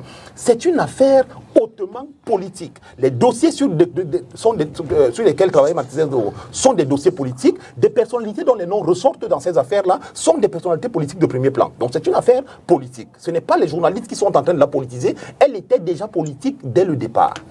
La troisième chose que je voulais dire également, c'est que... Si vous permettez, oui, je me pose la question de la cohérence de la présence du docteur Simon sur le plateau, dès lors qu'elle représente un parti politique et elle parle d'un sujet qu'elle ne voudrait pas voir se politiser. C'est quelque chose qui est curieux quand même, ça me semble totalement incohérent. Je vous apporterai une réponse, Christophe. Oui, le fait qu'il y ait plusieurs possibilités, plusieurs stratégies, plusieurs modes d'expression, comment je vais dire ça, de la désapprobation de ce qui est arrivé à Martinez Zogo, ne doit pas nous amener à discréditer l'un des moyens. Alors que je dis bien que ce moyen-là, qui est la manifestation publique, ou la réunion publique d'ailleurs, elle a donné un exemple de manifestation publique, lorsque vous allez vous retrouver quelque part, c'est la manifestation publique, elle se contredit encore et tout. Lorsqu'un moyen qui est prévu par la loi, comment peut-on être un démocrate alors qu'on contredit quelque chose qui est prévu par la loi? Je n'arrive pas à comprendre. D'accord. Paul Maël avait la parole. C'est sur ce plan-là que je voulais terminer pour dire que Dr Simon préfère que des médias ferment leur antenne.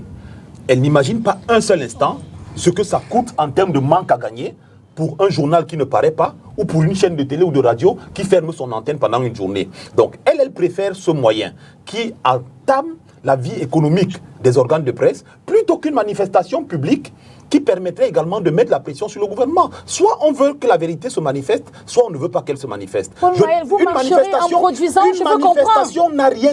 Qu'est-ce qu'il y a d'illégal dans une manifestation? Non, je n'ai pas dit qu'il y a quelque chose d'illégal. Mais pourquoi elle vous pose un problème? Je ne suis pas contre la manifestation. Et je crois que le ministre de la Communication a été clair là-dessus. Personne n'a dit que c'était le seul moyen. Évitons des récupérations. Maintenant, il n'y a pas de récupération. Il n'y a aucune récupération. Alors, vous marcherez un seul jour et le problème et l'enquête sera résolue.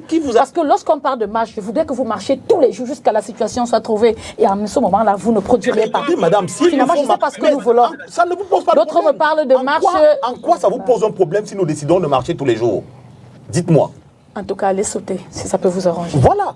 Donc, vous ne pouvez pas occulter un moyen et penser que non, on ne peut pas faire ci, on doit plutôt faire cela parce que ceci vous arrange. Il faut qu'on arrête avec le discours de la récupération ou de ceci. L'affaire de Martinez-Zogo n'a aucune récupération politique. Comme je l'ai dit dès le départ, c'est un citoyen camerounais qui a été enlevé et qui a été assassiné. Et il est important que tout le monde se mobilise pour ça. Si vous restez à défendre les positions de votre chapelle politique devant ce cas-ci, un jour, ils viendront vous chercher, ils iront vous aiguiller.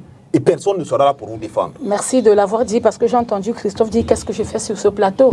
Non, désolé Christophe, il faut comprendre. Oui, il faut bien comprendre. Je suis sur ce plateau parce qu'on est en train de parler d'un fait social. On parle du crime, d'un fait social qui m'intéresse. Moi, je ne m'intéresse pas à l'individu dans la fonction ou la casquette de journaliste. Mais vous le faites en arborant la casquette et la vue et le point de vue de votre formation politique. Paul Maël, permettez au docteur Simo de s'exprimer. Allez-y, je m'intéresse à un citoyen camerounais qui est décédé. Et moi, ça m'est... en tant que militant du RDPC. Paul Maël, je vous en prie. Allez-y, docteur. Allez-y, docteur. C'est ça le véritable problème au Cameroun. Je n'ai pas envie de dire aux Camerounais, alors, dans la politique.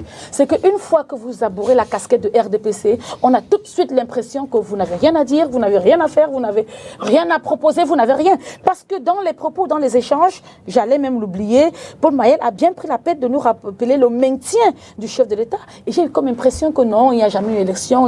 Je veux bien rappeler, et d'ailleurs vous l'aviez dit, en 2018, Paul Maël était derrière un candidat qui se sentant incapable à demander le secours de quelqu'un d'autre. Alors si les partis d'opposition n'arrivent pas par moment, incapable voilà, de déloger le chef de l'État. Paul Maël a également précisé que le peuple réclamait une coalition à ce moment-là. Ils ont réclamé une coalition. Et qu'est-ce que ça a donné? Puisqu'à un moment, il n'y a que Akeremouna et Kanto qui se sont alliés.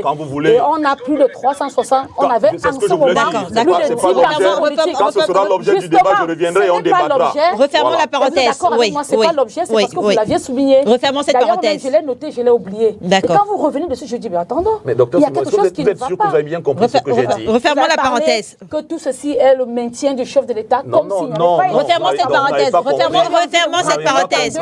Madame, monsieur, refermons cette parenthèse. Oui, voilà. Vous avez répondu à Christophe Obiokomo. Bandakani également voulait préciser quelque chose sur la sortie des chefs en rapport avec ce que disait le docteur Simo.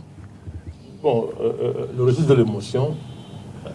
Je comprends que Mme Simo soit un peu embêtée par la question, mais le gouvernement a fait plusieurs fois dans le même registre. Il y a eu des cas dans ce pays où le gouvernement a joué à fond le registre de l'émotion pour soutenir les populations autour d'un fait qui pouvait favoriser l'unité nationale ou bien une prise de conscience qui arrangeait l'État. L'affaire Ayafor, par exemple. On a joué sur le registre de l'émotion, non?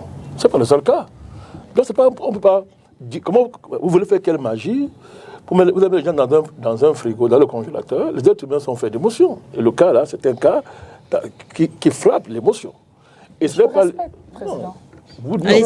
Allez-y. Vous aurez fait preuve de respect si vous avez compris que nous ne sommes pas dans le registre de l'émotion. Ce n'est pas l'émotion qui nous guide ici. Tout ce qu'on dit là, ce n'est pas le registre de l'émotion. Vous ne pouvez pas dire ça. Quand vous mettez ça sur le registre de l'émotion, ça veut dire que vous voulez dénigrer ce qui est dit. Et là, vous êtes dans un rôle de politique. Vous voulez dénigrer. Pas tout ce qui est dit ici, ce n'est pas le registre de l'émotion. Vous le savez très bien.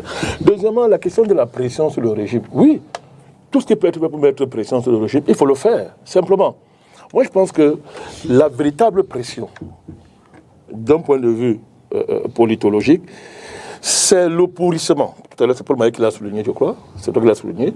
Sauf que quand on laisse pourrir les choses, dans un premier temps, ça peut déconnecter la population des enjeux politiques du pays. Mais l'erreur, c'est quoi? C'est que le pourrissement va aller se camper au cœur de l'État. Et là, qu'il y ait pression ou pas, la machine ne s'arrête plus. Ça s'appelle les contradictions internes du régime. La pression qu'il y a maintenant là, il y a une bonne pression au cœur de l'État parce que la lutte des clans a atteint un niveau paroxysmique. On y est. Rien ne va arrêter ça. Quand le président dit qu'il va faire en fait, vous souscrivez à cette théorie, c'est le résultat de la lutte des clans. C'est évident. C'est évident. C'est évident. On voit ça évoluer, on a vu ça évoluer. Tout à l'heure, je vous ai parlé des différents cycles de la criminalisation de l'État. Et je n'ai pas dit que tout l'État est criminalisé. Hein. Je dois être clair, je parle de la partie. Il y a la criminalisation prend de l'ampleur et est arrivée à un niveau où elle paralyse l'État. Parce que quand ce qu'on a fait à Zogola, c'est quoi? C'est pour dire au président, si tous les indicateurs que nous voyons là sont réels, c'est pour lui dire arrête ta campagne. Tu ne peux pas le toucher. Ceux qui ont pillé les caisses de l'État, dans le cadre des lignes 94 et autres lignes, dans le cadre de la Cannes et du Covid, quand vous analysez ces scandales, mais ce n'est pas vous qui êtes là-dedans, ce n'est pas Paul Maël, ce n'est pas l'aîné Xavier Messé, ce n'est pas Bobby. Ce sont les barons du régime. Et quand on parle de baron, ce n'est pas un petit mot. Quand on dit un baron n'a pas de morale. Sa morale, ce sont ses intérêts. Ils sont prêts à brûler le pays pour qu'on ne les touche pas. C'est là où on est arrivé. Donc, la dimension du pourrissement, ça devient aujourd'hui le moteur intérieur du régime, dans le sens où c'est ça qui va faire avancer les choses. Ce qu'il faut faire, de mon point de vue, c'est que les forces saines de l'État se donnent la main avec d'autres forces saines du pays. Et là, c'est au-delà des partis politiques pour sauver le pays. Mais c'est une réflexion difficile à mettre sur la table parce que, il y a beaucoup d'intérêts politiques qui entrent en scène, mais il faut avoir le courage de le faire. C'est là où le pays se trouve aujourd'hui. Quand vous lisez la déclaration des chefs traditionnels, aussi ils ont les sous-informations. Quand il y a une déclaration, le chef vous dit que nous disons que ce crime-là a été fait avec l'appui ou bien l'implication des forces sécuritaires de l'État. Mais c'est grave. Mais nous savons que nous avons chacun à son niveau à des informations qui montrent qu'il y a une implication des forces de sécurité, pas n'importe quelle force de sécurité de l'État. Nous avons des informations, par exemple, au niveau du NOSO. On a des informations, on le dit, ce n'est pas remettre en cause la dynamique de l'État dans ce domaine-là, que nous n'avons pas passé le temps à soutenir. On a les leçons de recevoir personne à ce niveau-là. Mais il est clair que dans le NOSO, ce n'est pas seulement les ambassadeurs qui opèrent. Il y a des forces internes au régime qui s'approprient la crise avec des manières, avec des façons criminelles. Et tant qu'on ne les démantèle pas, mais rien ne les empêche de transporter ces méthodes criminelles-là qu'ils font dans un contexte où il n'y a pas d'état de droit, au cœur de l'État, et poser de pareilles actions comme ce qu'on vient de voir, pour nous dire, à nous tous, c'est là où je parle de la, je vais terminer par là, là où je parle des signatures. On est en train de nous avertir, de nous dire qu'on a le choix. Soit on se tait tous et on ferme les yeux. Et les criminels, là, des détourneurs de fonds publics, tous ces gens qui ont pris l'État, qui veulent prendre l'État en otage, ils règnent sur le pays. Et que voilà le risque que va courir tous ceux qui vont essayer d'attaquer à leurs intérêts. Le défi, il est là. Il faut qu'on se prépare à le relever. On reviendra justement sur le plan politique, mais il y a cette petite question que j'aimerais poser aux trois journalistes. J'ai justement oublié. On reviendra sur l'aspect politique de avec l'implication ou pas du chef de l'État. Voilà. Xavier Messé, Paul Maël et Christophe Obobiokeno, il y a cette petite question que j'aimerais vous poser. On parle d'assassinat. On va commencer peut-être par vous, Xavier Messé. On parle d'assassinat. Pourtant, jusqu'ici, on n'a pas vu le procureur de la République en première ligne. Je veux dire, qu'est-ce qui fait en sorte que ce soit le ministre de la Communication et uniquement le ministre de la Communication qui fasse des sorties sur l'état dans lequel même on a retrouvé le corps de Martinez Zogo, sur les circonstances même de son assassinat? Je me réfère au deuxième communiqué. Mais je crois que c'est ça la particularité camerounaise. Parce qu'en fait, dans des pays où les pouvoirs fonctionnent de manière tout à fait normale, en cas de crime, un crime comme celui-ci, le ministre de la Communication n'a presque rien à dire. C'est le procureur de la République qui doit passer au-devant. Il doit communiquer pratiquement tous les jours. Aujourd'hui, on dit que tel a dit ceci, tel a dit ceci, parce qu'il y a un déficit total de communication de la part de la justice. Si, au moment où on a trouvé le corps de Martinez Zogo, le procureur de la République serait sorti, il fait une déclaration, il clarifie ce qui s'est passé, il annonce la suite, il n'y aurait pas eu de rumeur. Il n'y aurait même pas eu des avis, mais c'est convoqué au CEL. C'est parce que l'option camerounaise consiste à communiquer le moins possible. Et quand on communique pour ne rien dire. Vous voulez que le ministre de la Communication dise quoi? Pour une affaire criminelle. Pour une affaire criminelle, c'est la justice, c'est la police, c'est la gendarmerie. Et lorsque ce corps d'État soit gêné ou ils sont interdits de communiquer, le doute s'installe, le vide s'installe et tout est possible pour faire des navigations et aller dans tous les sens. C'est parce que le ministre de la Communication est obligé de dire quelque chose. Et quand vous regardez ces discours, ces déclarations, il n'y a rien. Il n'y a rien. Il vous dit, tout se passe bien. On n'a pas besoin d'être ministre de la Communication pour dire que les enquêtes se poursuivent. Ce n'est que ça qu'il dit. Il demande aux Camerounais de rester tranquilles. Or, les sorties du procureur de la République, en donnant l'état de la situation, la suite des enquêtes calmerait tout le monde et ça rassurerait les gens. Quand il y a ce vide-là, on aboutit à ce que nous connaissons aujourd'hui. Christophe Bobiokono avant Paul Maël, sur la même question. Oui, mais je crois que Xavier Messé parle peut-être d'un idéal qui est le sien ou ce qui se passe ailleurs, mais il faut tenir compte de la réalité locale qui est peut-être appelée, qui devrait peut-être évoluer, mais qui est celle-là. Ce n'est pas parce que Martinez Zogo est mort qu'on pense que du jour au lendemain, la justice camerounaise va être révolutionnée. Il faut savoir que le procureur de la République n'est que le bras séculier du gouvernement. Oui, il est soumis, comment je vais dire ça, aux ordres du gouvernement, le procureur de la République. Le procureur de la République n'est pas le juge. Le procureur de la République n'est pas le juge. Et donc, que le procureur de la République parle, que le ministre de la Justice parle, ou que le ministre de la Communication parle, dès lors que ce sont les services techniques qui lui apportent des éléments de langage et tout, ça revient à la seule chose. Et en plus, le procureur de la République n'est pas un acteur de spectacle. Voilà. Il n'est pas un acteur. Nous devons être, rester très, très éveillés, pour savoir si les enquêtes se font réellement. Ce n'est pas de venir voir le procureur s'agiter. Il peut s'agiter et ne rien faire.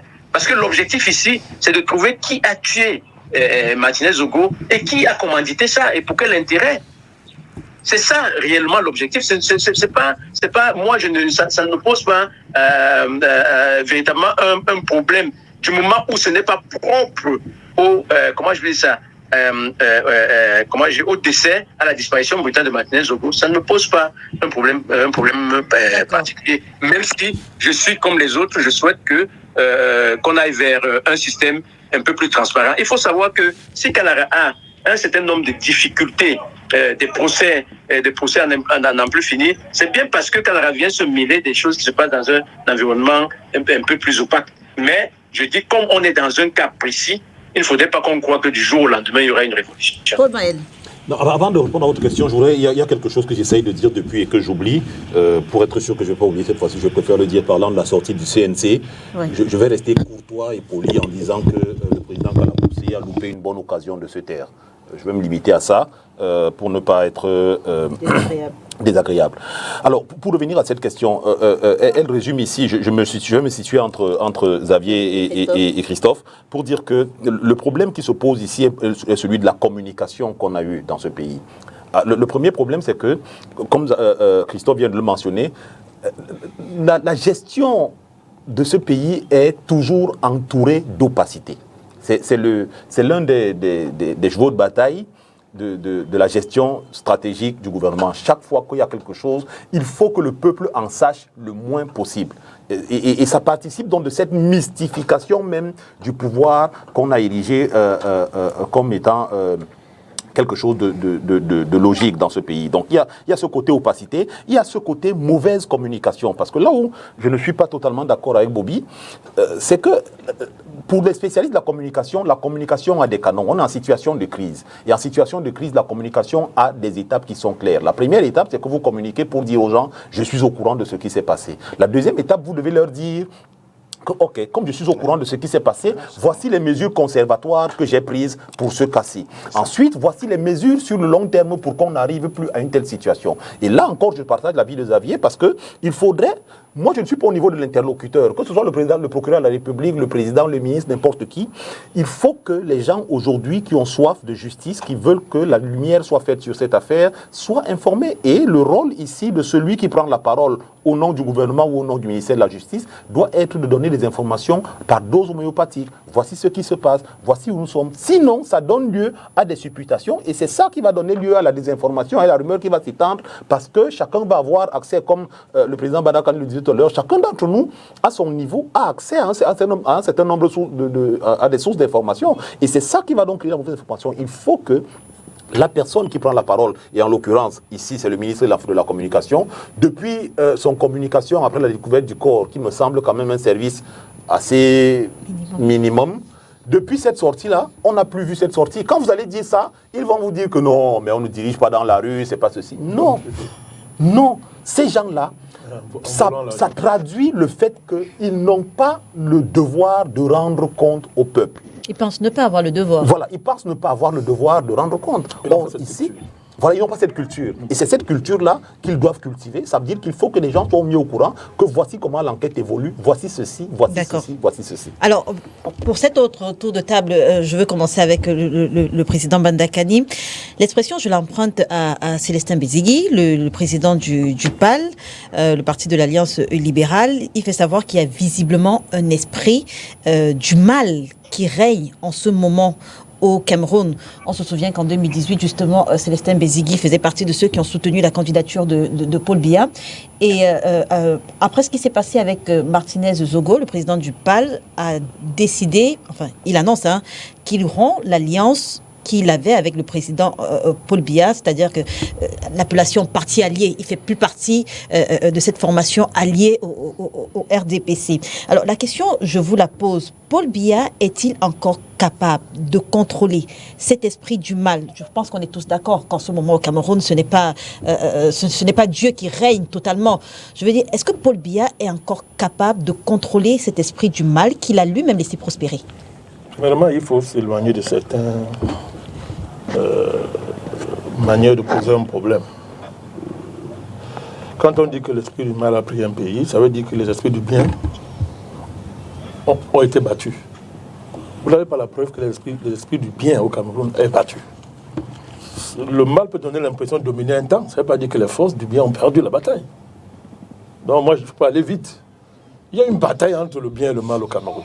Et cette bataille est au cœur de l'État, comme elle est au cœur comme il est au cœur de nos familles, comme elle est au cœur de nos entreprises, comme elle est au cœur même de la sphère des religions et des milieux spirituels. Vous connaissez la longue crise qui a par exemple frappé l'EEC qui vient de se solder. Donc, la manière de poser le problème de cette façon-là, moi je ne la partage pas. Il y a une guerre entre le bien et le mal dans notre pays. Deuxièmement, comme partout dans le monde, hein. Bon, peut-être nous parlons du Cameroun. Merci. Oui. Tu sais que souvent, quand on fait comme ça, on dit que non, tu veux faire la diversion. Voilà, donc. Non, merci. Deuxièmement, le Cameroun ne s'arrête pas à l'homme qu'on appelle Paul Biya. Je pense que c'est un problème que nous avons sérieusement. Et l'une des batailles que nous menons, c'est que les gens comprennent ça. De manière fondamentale, il est très. Moi, je pense qu'il est léger de conjuguer la venue du Cameroun avec le président Biya. Il a fait sa vie. Il est le président, mais je ne pense pas que la venue du Cameroun, c'est encore avec le président Biya. Il est là, il faut le respecter, c'est le président de la République du Cameroun. Mais sérieusement, quand on se projette pour l'avenir, derrière lui, il me le dit, de manière subliminale de temps en temps, on ne peut pas conjuguer la venue du Cameroun en faisant comme si tout dépend du président Biya.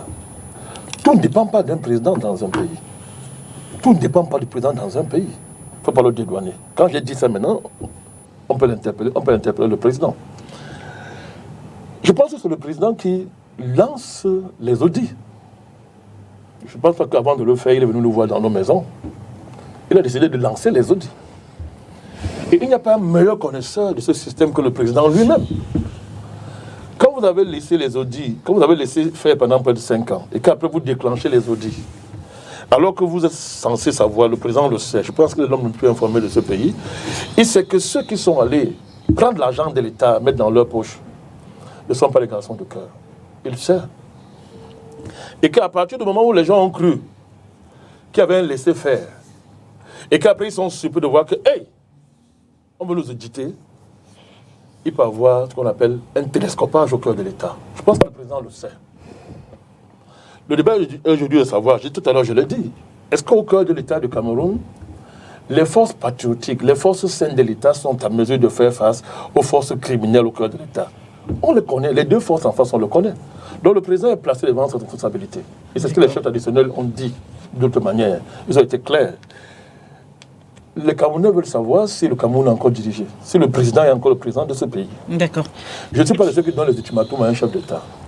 Ils ne donnent pas l'ultimatum au président. Mais là, c'est ça qui est la dimension politique. Et de mon point de vue, c'est la dimension la plus importante. Est-ce que le président, n'est-ce pas, contrôle la situation? On se pose des questions, on regarde ce qu'on est en train de voir. Est-ce que le président va être en mesure de remettre à leur place, n'est-ce pas, les gens qui au cœur de l'État font tout pour bloquer les audits et même la suite de l'opération est pervient? On sait, moi je suis un homme politique, moi je m'informe, je vois, on nous approche, on décrit les approches, on nous fait des offres. Vous voyez très bien qu'il y a des camps qui sont là pour solliciter les uns les autres. Et dans la démarche, c'est que il n'est pas question que cette fois-ci, on laisse faire. D'accord. Surtout lorsque des forces de sécurité d'un certain niveau sont impliquées dans la corruption. Ces gens-là ne savent, à un moment donné, quand ils sont coincés, ils ne savent utiliser que leurs armes. Hein. Quand ils sont coincés, ils usent souvent de leurs armes. Donc pour terminer, moi je dirais que cette bataille-là, de mon point de vue, elle dépasse l'horizon des partis. D'accord. Il faut que les Camerounais se donnent la main pour que, à la faveur de ce virage que le pays prend, à la faveur de l'assainissement de l'État, cette lutte contre la corruption, on se donne la main pour s'assurer que, n'est-ce pas, le Cameroun triomphe. Merci, Banakani. Que le Cameroun triomphe. Christophe Bobiokono, avant le docteur Marcel Simo, Martinez Zogo a perdu la vie après avoir rendu public les résultats d'une enquête menée par lui sur des détournements massifs des ressources publiques, détournements dans lesquels sont impliqués de hauts responsables de l'État. Le chef de l'État, selon vous, est-ce qu'il a une responsabilité politique dans ce drame ? Bon, disons d'abord que je ne suis pas d'accord avec votre postulat. Je ne pense pas qu'il y a des documents sur les détournements des deniers publics.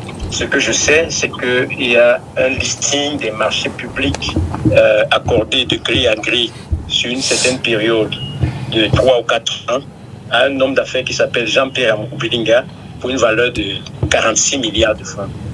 46 milliards de francs. Et ces documents-là, ou ces listings-là sortent dans un contexte où M. Jean-Pierre Amoubilinga... Encore qu'il n'est pas le seul. Je veux dire, il n'est pas le seul nommé, il n'est pas le seul cité. Non, je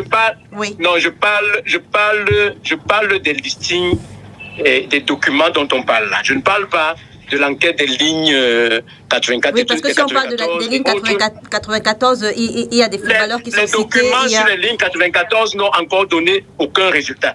Les enquêtes qui sont menées, aucun. Je vous donne l'information puisque je peux vous dire que c'est un sujet sur lequel je travaille. Oui. Donc, il ne faudrait pas qu'on parte d'un postulat qui n'est pas avéré. Il n'est pas question dans ces affaires-là de dire qu'il y a eu des détournements. Il n'est pas exclu qu'il y en ait, mais ce n'est pas ça le problème. Le problème, c'est que M. Amoubilinga, qui a fait l'objet de 2 grands redressements fiscaux, d'une valeur globale d'à peu près 29 milliards de francs, a bénéficié du dégrèvement pour l'un des redressements fiscaux de 10,8 milliards à 1,8 milliard. Et les raisons avancées, c'était que l'administration fiscale disait avoir décelé dans ses comptes bancaires le paiement des marchés publics et pour lesquels il n'avait pas acquitté l'impôt. Et le ministre des Finances, pour dégréver, a dit non, ce n'était pas, ces sommes-là n'avaient rien à voir avec des marchés publics, mais que c'était des apports en compte courant associés de M. Jean-Pierre Amoubilinga, actionnaire majoritaire de Vision 4 Télévision SA. Donc, partant de cela, et étant donné que M. Amoubilinga se trouve en conflit devant le tribunal de première instance de Yaoundé avec 6 inspecteurs des impôts qui l'accusent d'avoir mal travaillé sur la base de la décision du ministre qui a dégrévé cette dette fiscale-là qui lui est réclamée et tout. Ces inspecteurs des impôts, aidés par leurs camarades, leurs amis, leurs autres fonctionnaires au niveau du ministère des Finances, ont, comment je pourrais dire ça, ont obtenu cette liste-là pour dire voilà effectivement les marchés publics que M. Amoubilinga reçoit à travers des sociétés qui sont inconnues du fisc. C'est ça le problème, ce n'est pas un problème de détournement de deniers publics. Ça, c'est d'un. De deux, Badakani vient de le dire tout à l'heure, le chef de l'État est supposé être la personne la plus informée du Cameroun. Tous les services spéciaux travaillent pour son compte, pour le nourrir en termes d'information. Donc, il est informé. S'il ne prend pas une décision, et si, comment je peux le dire, des personnes qui pourraient être inquiétées par les révélations qui sont faites. Parce que derrière M. Amoubilinga se trouve un certain nombre d'autres personnes, peut-être des donneurs d'ordre, ceux qui ont peut-être passé les marchés, peut-être ceux qui ont payé les marchés, peut-être ceux qui lui accordent un type de protection qui fait de cet homme d'affaires-là un justiciable à part. Si ces personnes-là donc représentent un danger pour d'autres citoyens qui, dans leur créneau, travaillent sur le même sujet, il revient au chef de l'État, me semble-t-il, de dire non. D'accord. et de remettre chacun à sa place. Alors, donc il a une part de responsabilité importante. Docteur Marcel Simon, sur la même question, le chef de l'État a-t-il une responsabilité politique dans ce qui se passe? Oui, puisque c'est l'État qui a la fonction première d'assurer la sécurité des citoyens camerounais que nous sommes. Et nous savons que le droit fondamental, le droit premier d'un citoyen camerounais, c'est le droit à la vie. Donc très rapidement, on peut comprendre la responsabilité de l'État, y compris le chef de l'État. Mais simplement, ce que je veux souligner, Léla, et ce que nous passons autour, c'est simplement parce qu'il y a une baisse au niveau une crise de confiance qui s'est établie entre les populations et leur État, entre les populations et leur justice, entre les populations elles-mêmes. Vous vous souvenez un peu avec l'affaire Microbe, très rapidement je me suis rappelé, où toute la vie de Douala a couru dans tous les sens, pourtant il n'y avait rien. Simplement cette crise de confiance-là qui s'est installée, peut-être Paul Maïva a encore me tiré sur les doigts, mais ceci à dessein. Il n'y avait pas rien, il y avait quelque chose. Non, je vous en prie. Non, je vous en prie. Ce jour-là, je dis bien, il y a une crise de confiance qui s'est installée entre les populations et tout ce que je vous ai souligné là, qui fait à ce que des gens pensent ne plus croire. Pourtant, c'est à tort. Parce que j'ai plein d'exemples que je vais souligner et vous démontrer que la seule personne qui peut assurer notre sécurité, c'est l'État. La seule personne pouvant assurer un climat social serein et favorable, c'est l'État et par ricochet, le chef de l'État. Simplement qu'on revienne à des meilleurs sentiments, que les hommes politiques arrêtent de noircir. Parce que moi, c'est ça, généralement, mon véritable problème. C'est que les hommes politiques arrêtent de noircir et de désinformer les populations pour qu'on arrive, n'est-ce pas, à une population ou alors à des peuples extrêmement citoyens. On a souvent parlé, d'impunité. On a souvent parlé d'impunité au Cameroun après ce qui s'est passé avec la canne, le glissement de la canne en 2019, le rapport Covid en, je crois, 2020. Quel est selon vous l'impact de cette impunité sur la situation qu'on vit aujourd'hui? La situation que nous connaissons aujourd'hui, c'est à cause de cette impunité. Vous savez, à partir du moment où le chef de l'État avait dit un jour une déclaration assez maladroite, apporter les preuves, chacun s'est senti autorisé de voler et de voler intelligemment. Lorsqu'on va dans un... disparaît le preuve. Oui, lorsque vous avez un cas qui se produit, la gestion indélicate de l'argent public, la fortune publique, la première chose, il faut que la police chargée des enquêtes financières ait les mains libres. Il faut ensuite que la justice soit une justice totalement indépendante. À partir de cet instant, on va casser le cou, n'est-ce pas, à la corruption. Mais qu'est-ce qui se passe? Surtout, prenons le cas de l'argent du Covid. J'ai eu la chance d'être reçu par le procureur général de la Cour suprême et qui m'a accordé pour la première fois une interview de 3 pages. L'affaire était en train de s'ébruiter et ce procureur, dans cette interview que nous avons publiée en grande page, il avait dit: si le dossier de Covid arrive à mon niveau, je vais faire exécuter la justice. Je vais mettre la justice en branle. La Chambre des comptes a réuni tout. La police financière a réuni tous les dossiers. La Chambre des comptes a fait un travail de fourmi. On a responsabilisé les gens. Qui a pris quoi? Comment il a géré? Non seulement ils ont fait ces détails-là, mais ils ont prescrit des instructions comment faire pour que la prochaine fois la gestion d'une pareille fortune soit transparente et qu'on rende les comptes dans les plus brefs délais. Le dossier a été transmis donc de la Chambre des comptes au ministère de la Justice. Et puis c'est fini. C'est fini. Un jour, je rencontre une haute autorité de la justice. Je lui demande où en sommes-nous avec ce dossier qui a été ficelé et terminé. Il dit, on attend des instructions. Vous attendez des instructions d'où? De la présidence de la République. La Chambre des comptes est sous la responsabilité du président de la République. Il n'y a que lui seul qui peut déclencher une action en justice. Il déclenche l'action comment? En donnant le feu vert au ministère de la Justice. À partir de là, tout va partir. Il n'y a pas que l'argent de Covid. Tout le monde sait comment les fonds destinés à la canne ont été gérés. Il y a des chantiers qui ont été abandonnés au nord. Il y a des chantiers qui ont été abandonnés avec des surfacturations à Yaoundé. Tout le monde le sait. Et les noms sont connus. Alors si la police financière avait les mains libres, si la justice avait les mains libres, des actions auraient été déclenchées, on aurait mis les gens devant leurs responsabilités Et puis, les sanctions auraient été prononcées. Alors, donc, dans ce cas-là, il n'y a que le chef de l'État. Tant qu'il n'a pas... Vous savez, ça m'amuse parfois d'écouter que on attribue au chef de l'État les fonctions d'arrêter les gens. Le président de la République est là pour arrêter les gens? Non. Mais on dit toujours, il va faire arrêter qui? Bon, on va remanier le gouvernement. Oui, c'est son droit. Mais on attend des gens qu'il va arrêter.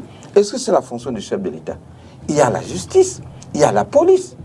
Dès que vous avez, on a réuni les preuves que vous avez géré indélicatement la fortune publique, l'action publique devait se mettre en place. Alors, quand les yeux sont tournés vers le chef de l'État, on attend qu'il déclenche l'action, on aboutit à ces solutions, au problème que nous avons aujourd'hui. Parce que lorsque vous rentrez dans la presse, je peux vous assurer, Léla, vous avez des organes de presse ici qui ont fait des enquêtes minutieuses. On peut vous dire à des détails près que telle fortune a été dissée de telle manière par telle ou telle personne. Mais la presse n'a pas les moyens de la police. Elle met à la disposition des autorités les résultats de ces enquêtes. Même si ces enquêtes ne sont pas totalement fondées, il faut au moins que la justice aille vérifier, c'est-à-dire qu'il y a un non-lieu. Mais les enquêtes menées par les médias, ouais, on jette, on balaye ça d'un revers de la main et la vie continue. Paul Maël, l'impunité, la cause de ce qu'on fait aujourd'hui? Oh. Alors, je voudrais commencer par m'exprimer sur la responsabilité du chef de l'État. Je pense que les autres ont dit, je vais juste m'inscrire dans cette lignée pour dire que pour moi, le chef de l'État, sa responsabilité est engagée au premier plan. C'est lui que les Camerounais ont voté, c'est à lui que nous avons donné mandat pour gérer l'État. Et gérer l'État implique, comme le disait le docteur Simon, la sécurité des personnes et des biens. Donc, je pense que... il faut être d'accord, c'est bien. Oui, oui, de temps en temps, nous sommes d'accord. Donc, ça peut arriver. Et je le souligne pour le déplorer, on me dira que c'est une habitude, pour me le déplorer, que dans ce climat de tension, justement, le peuple aurait besoin que le chef fit une sortie et parle. Bon, ce n'est pas dans ses habitudes, me dira-t-on, mais continuons de rêver et continuons à prôner un certain idéal. Il faut dire aussi une deuxième chose, Léla, c'est que, alors moi, dans ce pays, ce qui me pose généralement problème, c'est la tendance qu'on a à faire des choses qui ne marchent pas et à continuer de les faire. Parce que je me rappelle d'une phrase d'un monsieur qui s'appelait Lee Kuan Yew qui disait que le pragmatisme, c'est d'arrêter de faire ce qui ne marche pas et d'essayer de faire ce qui marche. On a lancé l'opération dite Épervier en 2006. Ça fait 17 ans. Et on a écroué, parce qu'on ne voit dans l'opération Épervier que les ministres et les directeurs généraux, mais il y a plus de 300 personnes qui ont été écrouées dans cette affaire. À l'époque, je parle sous le contrôle de Xavier et de Christophe, qui lui est plus au fait de ces dossiers que moi. À l'époque, les principaux chefs d'accusation, c'était les détournements de 150, 200, 300 millions de francs. Donc, on a écroué des gens pour des détournements de 300 à 400 millions de francs. Aujourd'hui, 17 ans plus tard, on est en train de parler des détournements de milliards. Pour moi, de façon bête et méchante, ça veut dire que arrêter les gens et les jeter en prison pour combattre le détournement, ce n'est peut-être pas la solution. Je ne dis pas qu'il ne faut pas le faire, mais je dis que si on veut dire qu'on va arrêter cette affaire-là, ça ne me semble... Parce que si c'était la solution, on n'aurait pas aujourd'hui des gens qui volent 3, 4, 5 fois ce pourquoi certains ont été condamnés. Donc je pense qu'il faut revoir les choses autrement. Xavier parlait aujourd'hui de la séparation des pouvoirs. Si elle était véritablement concentrée, vous avez dans ce pays un type, sous prétexte qu'il est inspecteur des impôts ou de douane, qui construit un immeuble R+5, organise une crémaillère, alors que son salaire est connu, il n'a pas pris de crédit, sans que personne ne vienne lui demander que... Attends, explique-nous comment ça se passe. Je pense que c'est l'étape préalable aujourd'hui. Commencez par regarder l'enrichissement illicite, et on le voit tout autour de nous. Dans un pays normal... Pardon, Christophe? Non. Allez-y, allez-y. Je disais que c'était un journaliste aussi qui construit de grands immeubles. Oui, mais oui, bien sûr. Je parle de tout le monde. Donc, on devrait commencer par ça. Mais il y a c'est l'impunité qui a... Parce que si nous revenons à l'objet du débat que nous avons aujourd'hui, si des gens peuvent enlever un citoyen, le torturer, et venir jeter son corps sauvagement mutilé en plein jour, c'est pour passer un message, comme le disait Badakani. Mais s'il passe ce message publiquement, c'est pour vous dire que vous ne pouvez rien nous faire. Et ce n'est pas le premier cas. Le docteur Simon, au début de son propos, évoquait les enquêtes qui ont été élucidées. Soit, je voulais juste dire qu'on ne fasse pas de mélange déjà. Mais on a déjà eu ce genre de situation. On a eu un monsieur. Et à votre avis, Paul Maël, à quoi renvoie cette impunité? Je veux dire à une complicité du chef du régime ou bien à une incapacité à ce dernier à proprement gérer les affaires de l'État? À quoi est-ce que ça renvoie cette impunité? Aujourd'hui, il est clair. Ce n'est un secret pour personne qu'il y a des batailles de clans au sommet de l'État et qui ont confisqué le pouvoir. le président de la République, vu son âge, aujourd'hui, je doute fort qu'il puisse tenir la barque de manière ferme comme il l'aurait fait il y a 15 ou il y a 20 ans. Donc forcément, il y a des choses, même s'il a des informations qui lui parviennent, il y a des choses qui lui échappent, il y a des choses qui échappent aujourd'hui à son contrôle. Ça, il faut avoir l'honnêteté et le courage de le dire. Maintenant, dans ce genre de situation, qu'est-ce qu'il faut faire? Parce que ce qu'on oublie, le Cameroun aujourd'hui, partons sur une estimation, parce qu'il n'y a pas eu de recensement depuis quoi? Depuis le dernier, c'était en 2005. Il n'y a pas eu de recensement depuis, mais si on part sur une projection, on peut se dire qu'on est aujourd'hui entre 30 et 35 millions d'habitants.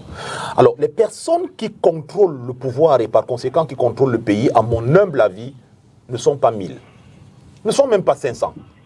Et je reviens à cet adage qui dit « ceux qui gouvernent sont forts parce que ceux qui se laissent gouverner sont faibles ». Il est important aujourd'hui que tous les Camerounais prennent leurs responsabilités, parce que c'est la responsabilité de nous tous, que nous prenions nos responsabilités pour changer les choses. Si nous continuons à être des spectateurs jusqu'à ce que ça nous touche directement, parce que les réactions n'arrivent que lorsque quelque chose nous a touché. Mais à part ça, on regarde tout et on cherche des échappatoires en se disant « Ah, c'est entre eux. Oh non, ça c'est une affaire de journalistes. » Demain, quand ce sera un boulanger, on va dire « Ah, les boulangers et tout ça. » Il faut que nous prenions tous conscience de la situation de notre pays et qu'on se dise que c'est de notre responsabilité, de nous tous, de rechercher des solutions pour que nous passions. En une minute, chacun, on va sortir de ce sujet. On va commencer avec vous. On va commencer par vous, Christophe Bobekono. Est-ce que vous faites confiance à la justice camerounaise, aux autorités camerounaises pour débusquer les bras armés et les commanditaires de ce crime? Est-ce que vous faites confiance à la justice camerounaise? Pensez-vous qu'elle sera à la hauteur des enjeux? Je souhaite que la justice soit à la hauteur des enjeux. Mais je ne signerai jamais un chèque en blanc à la justice puisque je sais qu'il y a des affaires, comment je peux dire, des affaires du type de celle de Martinez-Ogo qui n'ont pas été élucidées. Et je ne suis pas rassuré par, comment je peux dire ça, la vitesse de la conduite de l'enquête pour le moment. Et donc, je ne signerai pas un cas de jeu. Mon souhait est que, quel que soit ce qui s'est passé par le passé, que pour ce cas-ci, que la lumière soit faite. D'accord. Docteur Simon? Oui, vous conviendrez avec moi que j'ai foi, je vais dire ça comme ça, à la justice de mon pays. Et ce que j'exhorterais, par contre, contrairement aux autres, c'est que les choses se fassent beaucoup plus vite. Parce que pour moi, voilà le véritable problème. C'est un cas extrêmement trapeleux, extrêmement douloureux, et je voudrais qu'il se bouge plus rapidement pour que cette crise de confiance s'estompe progressivement dans l'esprit des Camerounais. Non, vous savez, quand on dit qu'on est dans un état de droit, ça ne veut pas dire qu'il y a la justice. État de droit ne veut pas dire un état de justice. C'est seulement un état de droit, c'est-à-dire qu'il y a un formalisme institutionnel qui permet qu'il y ait des procès et que des verdicts soient rendus. Mais ça ne veut pas dire qu'il y a la justice, parce que dans un état de droit, les forces puissamment organisées consécutent l'état de droit et le domestique l'état de droit. Et c'est ça qui complexifie la situation camerounaise et qui nous amène souvent et qui nous oblige à ne pas se limiter à des analyses superficielles. Qu'est-ce que je veux par là dire? Tout à l'heure, Paul a soulevé la situation de notre justice. Je crois que c'est Paul qui parlait de ça. C'est-à-dire que quand on dit, OK, on attend tout du président, c'est vrai, il doit réagir. On sort de ce sujet, président. Mais je voudrais dire qu'on a vu des actions se déclencher ici sans que le président donne les ordres. Quand l'intérêt de certains réseaux était menacé. Il y a un ministre dans ce pays qu'on a mis en prison. On l'a sorti après. Qui avait donné l'ordre? Il est décédé. Mais nous savons que ce n'est pas le président qui avait donné l'ordre. Nous le savons. Le président avait donné l'ordre de l'incarcérer, mais il avait donné l'ordre de libérer. Bon, donc ça veut dire qu'on l'a incarcéré. C'est ce qu'on a dit. Tu mets la mieux. Il y a des hommes retenus en celui jusqu'aujourd'hui. Hein. Rapidement, président Badekani. Je ne sais pas si on se comprend. Je suis en train de vous dire que c'est complexe. C'est-à-dire que le problème, c'est qu'il faut lire ça comme en intégrant ça dans la finalité, à savoir la conquête du pouvoir. Comment des réseaux s'organisent même pour s'émanciper de la tutelle présidentielle. Et je donne des cas. Voilà le cas de ce ministre qui a été mis en prison. Qui a donné l'ordre? Ce n'était pas le président. Vous avez vu l'affaire sur Risgo? Si l'affaire n'a pas été interceptée en chemin, qui a déclenché l'affaire? Vous avez l'affaire des agents des impôts qu'on a mis en prison en un temps record. Qui a donné les instructions? Ça veut dire que ceux qui nous disent qu'il faut attendre les instructions présidentielles, mais est-ce qu'ils ne roulent pas en bateau? Il faut qu'on voit très bien ça. La loi vous donne les moyens d'agir. Les gens disent que non, on n'a pas reçu d'instruction. Il y a un magistrat dans ce pays qui s'est distingué. C'est parce que le procureur et le magistrat, vous avez peut-être le connaître mieux que nous. Mabé, je crois que c'est lui, Pascal. Mais il a déclenché des opérations contre des puissants de ce pays. Des puissants dans ce pays qu'il a mis à l'écart. Qu'il a broyé. Ce n'est pas le président qui l'a broyé. C'est le système. Oui, Xavier, tu me regardes. Il n'est pas d'accord avec le sujet. Qui l'a mis à l'écart? Qui est le chef de la magistrature suprême au Cameroun? D'accord avec M. Bandakan par rapport à ce qu'il dit. Mais Bobby, toi-même, tu le vis. Bobby, l'homme le vit. Il le vit lui-même. Non. Quand on dit que le président, quand vous dites c'est le président qui l'a mis à l'écart, souvent le président est obligé de t'écarter pour te protéger. Les gars vont avoir des moyens terribles. C'est contre ce péril qu'il faut qu'on s'élève. Quand je dis que le président n'est plus l'avenir du Cameroun, ça ne veut pas dire qu'il n'est pas président, il est là. Mais sérieusement, moi et vous, on ne peut pas conjuguer l'avenir du Cameroun en disant que le président va faire. Des groupuscules, des barons, des clans se sont organisés, ont grandi, ont gravité dans l'appareil d'État, ont grandi, ont pillé les caisses de l'État, se sont donné les moyens puissants. Merci. Laissez-moi conclure. Pour qu'après le président il prenne le pouvoir, pour quel projet? Pour faire pire. Pour quel projet? Je pense que c'est autre chose d'adversaire. C'est contre ces gens-là qu'il faut organiser. Pour les neutraliser et pas continuer à être distrait par un personnage qui s'est été encore président, mais qui a besoin qu'on se lève tous. Merci, Président Bandakan. Xavier, mais c'est un avant et un après Martinez Zogo au Cameroun possible? Oui, c'est fort possible. Vous savez, il y a longtemps, on ne pensait pas qu'après Monseigneur Plumet, on allait avoir ce genre de choses. Après Plumet, on ne savait pas qu'après le Monseigneur Bala, on allait avoir ce genre de choses. Vous voyez que les faits se multiplient. Et il n'y a pas que les trois que je viens de citer là. Et il faut tout simplement que l'environnement soit assaini. Vous savez, il y a le fonctionnement d'un État normal. Ce n'est pas toujours quand il y a une démocratie. On peut avoir une monarchie, mais avoir une séparation de pouvoir qui fonctionne normalement. On peut avoir une dictature, avoir une séparation de pouvoir qui fonctionne normalement. Alors lorsqu'on est dans une démocratie et qu'on applique la politique de Machiavel, on aboutit à un tel résultat. Quand on est dans une monarchie, on applique Machiavel, on aboutit à ce résultat. Quand on est dans une dictature, on applique Machiavel, on aboutit à ce résultat.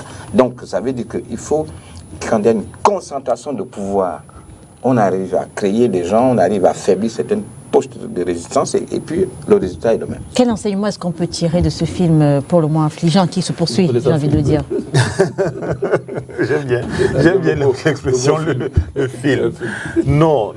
Je pense que Xavier vient de dire pour moi ce qui semble essentiel, c'est-à-dire qu'il faut véritablement qu'on passe au respect de la constitution de cette République qui concentre la séparation des pouvoirs. Et que le politique reste politique, que l'exécutif reste l'exécutif, autant pour moi, le judiciaire qu'il puisse faire son travail de manière libre. Mais ce qui est important ici pour moi, c'est que, comme je le dis toujours, moi je ne pense pas que des solutions viendront ailleurs. Et c'est en cela que je partage entièrement le combat que mène le président Bandakani sur le plan continental. C'est qu'il faut aujourd'hui que les Africains, les nations africaines, et parce qu'on est en train de parler du Cameroun, que les Camerounais arrêtent de rêver. Il n'y aura pas un escadron qui viendra de je ne sais où pour régler les problèmes des Camerounais. Tant que nous serons assis chez nous, et on va se dire, mais on va alors faire comment, mais qu'est-ce qu'on va faire? On aura ce genre de situation. Il est important que chaque Camerounais se sente concerné, que chaque Camerounais se lève, que chaque Camerounais sache que sa voix va compter, aussi au plus petit niveau qu'il soit. Et c'est de ça, c'est l'implication de tous. Parce que moi, ce que je vois et ce que j'ai vécu pour revenir en 2018 pendant la campagne, l'un des éléments qui a été, j'ai envie de dire, une source de découragement, c'est l'attitude des Camerounais. C'est-à-dire que vous voyez des gens qui... je ne sais même pas comment dire ça, mais c'est les gens pour lesquels vous vous battez qui à la limite vous demandent, mais qui t'a envoyé, pourquoi tu fais ça? Qui t'a envoyé faire ça? Laisse-nous là où on est. Est-ce qu'on t'a demandé quelque chose? Donc c'est cette attitude apathique qui est complice. Où les gens se disent, bon, moi ça va. Il faut qu'on arrête de trouver des solutions alternatives et que les gens s'impliquent en se disant, c'est notre pays, nous n'en avons pas d'autres et c'est à nous de régler nos propres problèmes. Merci. Alors, en une minute, on va parler de ces échanges entre le gouvernement camerounais et le Canada. On va repartir avec vous. Ah, bon, on a Christophe Bobiokiono qui est avec nous. Merci Christophe Bobiokiono d'avoir accepté notre invitation. Merci d'avoir été avec nous. Rapidement, on va parler du deuxième sujet. Vous voulez rester avec nous? Non, merci. Merci en tout cas d'avoir... Bon dimanche. Alors, Paul Maël, je le disais, on repart avec vous. Comment est-ce que vous analysez cet échange entre le Canada et le Cameroun? La ministre des Affaires étrangères du Canada qui a affirmé le 20 janvier que Yaoundé et plusieurs mouvements indépendantistes sont d'accord pour entamer un processus en vue de parvenir à une résolution globale, pacifique et politique du conflit dans les régions du Nord-Ouest et du Sud-Ouest, avec le Canada comme facilitateur du processus, chose démentie par le ministre camerounais de la Communication. Sauf que derrière le démenti du ministre de la Communication, il y a le démenti du démenti. C'est-à-dire que Mme Joly, je crois que c'est ça, oui, Mme Joly, oui. Elle est revenue à la charge pour dire qu'effectivement, elle avait été en contact et qu'il y avait eu des réunions avec des... Moi, je vais faire une analyse, puisqu'apparemment, on n'a pas beaucoup de temps. Pour moi, on est aujourd'hui dans une situation où il est clair qu'il y a deux camps qui se disputent le leadership au sommet de l'État. Donc, il n'est pas impossible qu'un camp ait contacté, je ne sais sur instruction de qui, ait contacté le Canada pour lui dire est-ce que vous pouvez servir de médiateur dans cette crise. Moi, je suis gêné par l'empressement du ministre de la Communication à faire ce démenti pour dire que le Cameroun n'a mandaté personne. Parce que là aussi, je dis, c'est vouloir persister dans le fait de faire quelque chose qui ne marche pas. La crise anglophone a commencé il y a bientôt 6 ans, qu'on est englué dedans. On a essayé la force, on a essayé les médiations internes, on a essayé plein de choses qui n'ont pas marché. Peut-être qu'aujourd'hui, il est temps qu'on s'ouvre à autre chose. Peut-être pas le Canada, peut-être un pays voisin, peut-être je ne sais pas qui, mais qu'on essaye de voir comment on va finir par sortir de cette affaire-là, on ne va pas rester englué dedans. Mais je dis, le Canada n'est pas fou. Madame Joly ne s'est pas réveillée le matin et est partie sur des récupérations. Il y a bien une partie camerounaise qui l'a contactée, puisqu'elle a dit qu'elle a tenu des réunions avec des responsables camerounais. Vous savez, mais c'est 2016-2023, sensiblement 7 ans après le début de ce conflit. La position du gouvernement camerounais, est-ce qu'elle est pertinente aujourd'hui? Non, mais je crois qu'il faut vous répondez non comme ça depuis courageux pour faire le bilan. Le bilan est négatif et la crise ne fait que s'enduyer, elle ne fait que s'enfoncer. Nous n'avons pas de solution. Le grand dialogue n'a pas été une solution. Je crois qu'il faut rester suffisamment réaliste, il faut rester lucide pour comprendre que la solution n'est pas interne. Et le Cameroun a choisi une voie qui n'est pas celle de la négociation. Et vous savez, lorsque vous voyez une dame occidentale de ce niveau-là, elle n'a pas fait parler un porte-parole. Elle n'a pas fait parler un technicien ou ministre des Relations extérieures de son pays. Elle-même a fait une sortie. Et vous savez, eux, ils ont l'habitude, les pays occidentaux ont l'habitude de s'exprimer ouvertement.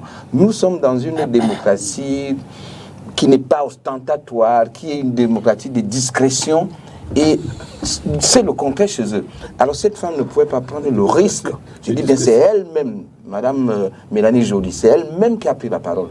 Je dis, elle aurait pu faire parler un technicien, un chef de département Afrique. Ça veut dire le niveau de responsabilité qui est le sien. Et elle a placé dans cette sortie-là un très haut niveau. Bon, nous, on s'est précipité de dire qu'on a mandaté personne. Ça veut dire qu'on reste dans notre démocratie, notre diplomatie de discrétion, qui n'est pas ostentatoire. Et je crois que le Canada est allé très vite. Il est allé très vite parce que il a fait parler, il a réuni des gens que nous ne reconnaissons pas ici. Il a réuni des gens que nous ne connaissons pas, que nous n'admettons pas. Nous ne pouvons pas accepter de se mettre en face de ces gens-là. Et eux, ils les ont valorisés. Vous savez, les ambazoniens, là, enfin, tous ceux qui sont de ce côté-là, je n'aime pas prononcer le mot, tous ceux qui sont de ce côté-là, ils mènent un activisme politique débordant, et surtout en Amérique, au nord, en Amérique du Nord, et où ils sont écoutés. Ils sont écoutés au Canada, ils sont écoutés aux États-Unis. Pas du tout, enfin pas beaucoup en France, mais ils sont très écoutés là-bas. Raison pour laquelle on leur donne des fauteuils, on les écoute, on les fait parler. Et là-bas, ils ne comprennent pas que nous ne puissions pas admettre d'échanger avec ce genre-là. Bandakani. Mais je pense que la dernière partie de l'intervention de Xavier nous permet de comprendre très bien ce qui se passe. Il est quand même vraisemblable que le gouvernement canadien, par cette voie de cet auteur-là, puisse affirmer ça dit qu'ils doivent travailler avec les représentants de l'État du Cameroun pour parler de cette affaire, pour mentir. C'est invraisemblable. Mais notre démarche est celle-ci, notre question est celle-ci. Est-ce que les gens qui ont créé un problème ne peuvent pas régler ça de la façon dont eux ils entendent régler ça? Le Canada fait partie des gens qui sont derrière cette affaire. Merci. Les États-Unis ont commencé à faire leur repentance. On espère que ça va aller jusqu'au bout. Le Nigeria. Non, depuis même le Nigeria. Voilà. Depuis. Le Canada veut seulement faire la remédiation. Vous avez la Norvège, il y a plein d'États comme ça qui sont investis. Vous ne pouvez pas créer un problème et vous voulez régler ça à votre manière. C'est ça le problème. Parce que je crois que le NMP est clair. Défendre l'unité du pays n'est pas un crime. Il faut défendre l'unité du Cameroun. Non, pas, ce n'est pas négociable. Mais c'est une question de principe. Ça ne veut pas dire qu'on ne discute pas avec ceux qui sont en face de nous. Ça ne veut pas dire qu'il n'y a pas de débat, qu'on discute. Mais qui fixe les termes du débat? Si un gouvernement, je ne dis pas que c'est la position de l'État camerounais, je dis si un gouvernement vous donne un aval pour qu'on discute, et vous n'êtes pas encore entendu sur le timing, même sur les interlocuteurs, et vous dévancez ce gouvernement pour aller non seulement publier la liste des interlocuteurs en termes de timing, mais ça n'engage que vous. Je ne dis pas que c'est ça, mais quand on analyse la situation, quand on voit, quand on peut glaner ici et là, ça peut, il n'est pas exclu que ce soit ça, surtout que les Occidentaux ont cette habitude. Ils créent des conflits et ils fixent les termes de l'arrangement du conflit. Évidemment, ça veut dire quoi? Ça veut dire que vous satisfaisez à tous leurs intérêts, ils disent que le conflit est fini. Quand ce n'est pas fini, ils continuent à l'alimenter. Le conflit qu'il y a dans le Nozo, fondamentalement, c'est un montage étranger. Parce qu'il n'y a plus de débat là-dessus. Qu'il y ait des raisons internes, ça manque jamais dans le monde. Mais est-ce qu'aujourd'hui, aux États-Unis, les Américains vont prendre les armes parce que les Noirs, on les maltraite aux États-Unis, parce que les gens sont très pauvres dans certaines régions du pays. On sait aujourd'hui que c'est un montage étranger. Maintenant, ceux qui étaient derrière les Américains et consorts se sont rendus compte que, ok, peut-être il vaut mieux maintenant discuter avec l'État du Cameroun. Mais s'ils veulent le faire, qu'ils le fassent sérieusement, dans les règles de l'art et dans le respect strict, n'est-ce pas, merci, Président Bandak, de l'État du Cameroun. Docteur Marcel Simon. Oui, merci, il est là. Mais permettez, je vais terminer avec la dernière phrase de Paul Mahel qui m'a personnellement intéressée lorsqu'il parlait des Camerounais qui doivent se lever et de se sentir concernés par toutes les problématiques sociales. Mais je disais, pour le faire, il faut simplement croire et respecter les institutions. Tout à l'heure, sur ce plateau, on entame la deuxième partie et je vois comment des journalistes vénèrent quelqu'un de l'extérieur disant qu'elle ne peut pas, pourtant pertinemment. Ils savent ce qui se passe.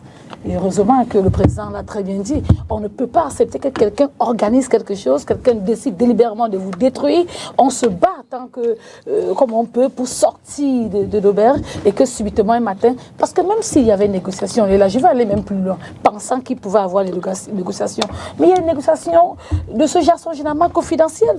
Quel intérêt a-t-il rapidement, je dis même s'il y avait, il faut que bien que les sénateurs m'écoutent, à se lever rapidement et dire à partir de maintenant on va créer la médiation, on sera considéré que non, ça veut dire que ça cache quelque chose. Et j'ai entendu Messi dire, Xavier dire là que ça ne donne pas, ça ne va pas marcher, le Cameroun n'a pas marché. Je veux simplement lui dire qu'il fasse un tour à Bamenda au nord-ouest aujourd'hui. C'est pas terminé certes, mais la vie commence à renaître. Merci. Juste 30 secondes. Oui. 30 secondes. Oui, 30 secondes. Parce que le docteur Simon m'a interpellé sur son propos en disant qu'il faut que les Camerounais non, vous l'aviez dit. Oui, je l'ai dit. Mais vous avez dit qu'il faut le faire, il faut se lever en respectant les... Je voudrais juste dire que vous avez évoqué plusieurs fois, docteur Simon, sur ce plateau, la crise de confiance qui existe aujourd'hui entre le peuple camerounais et les institutions. Je voulais juste dire que cette crise de confiance n'est pas est ni îlot, hein. Elle part de quelque part. C'est-à-dire que les Camerounais ont J'ai même donné la raison, voilà, Paul Mahel. Voilà. Avec le discours des hommes politiques que nous sommes. Oui, vous avez Au moins, on sort sur une note consensuelle. On s'entend. Avec votre permission, j'ai promis à une dame qui vous adore, qui s'appelle Angèle Eteki. Son mari était un publicitaire.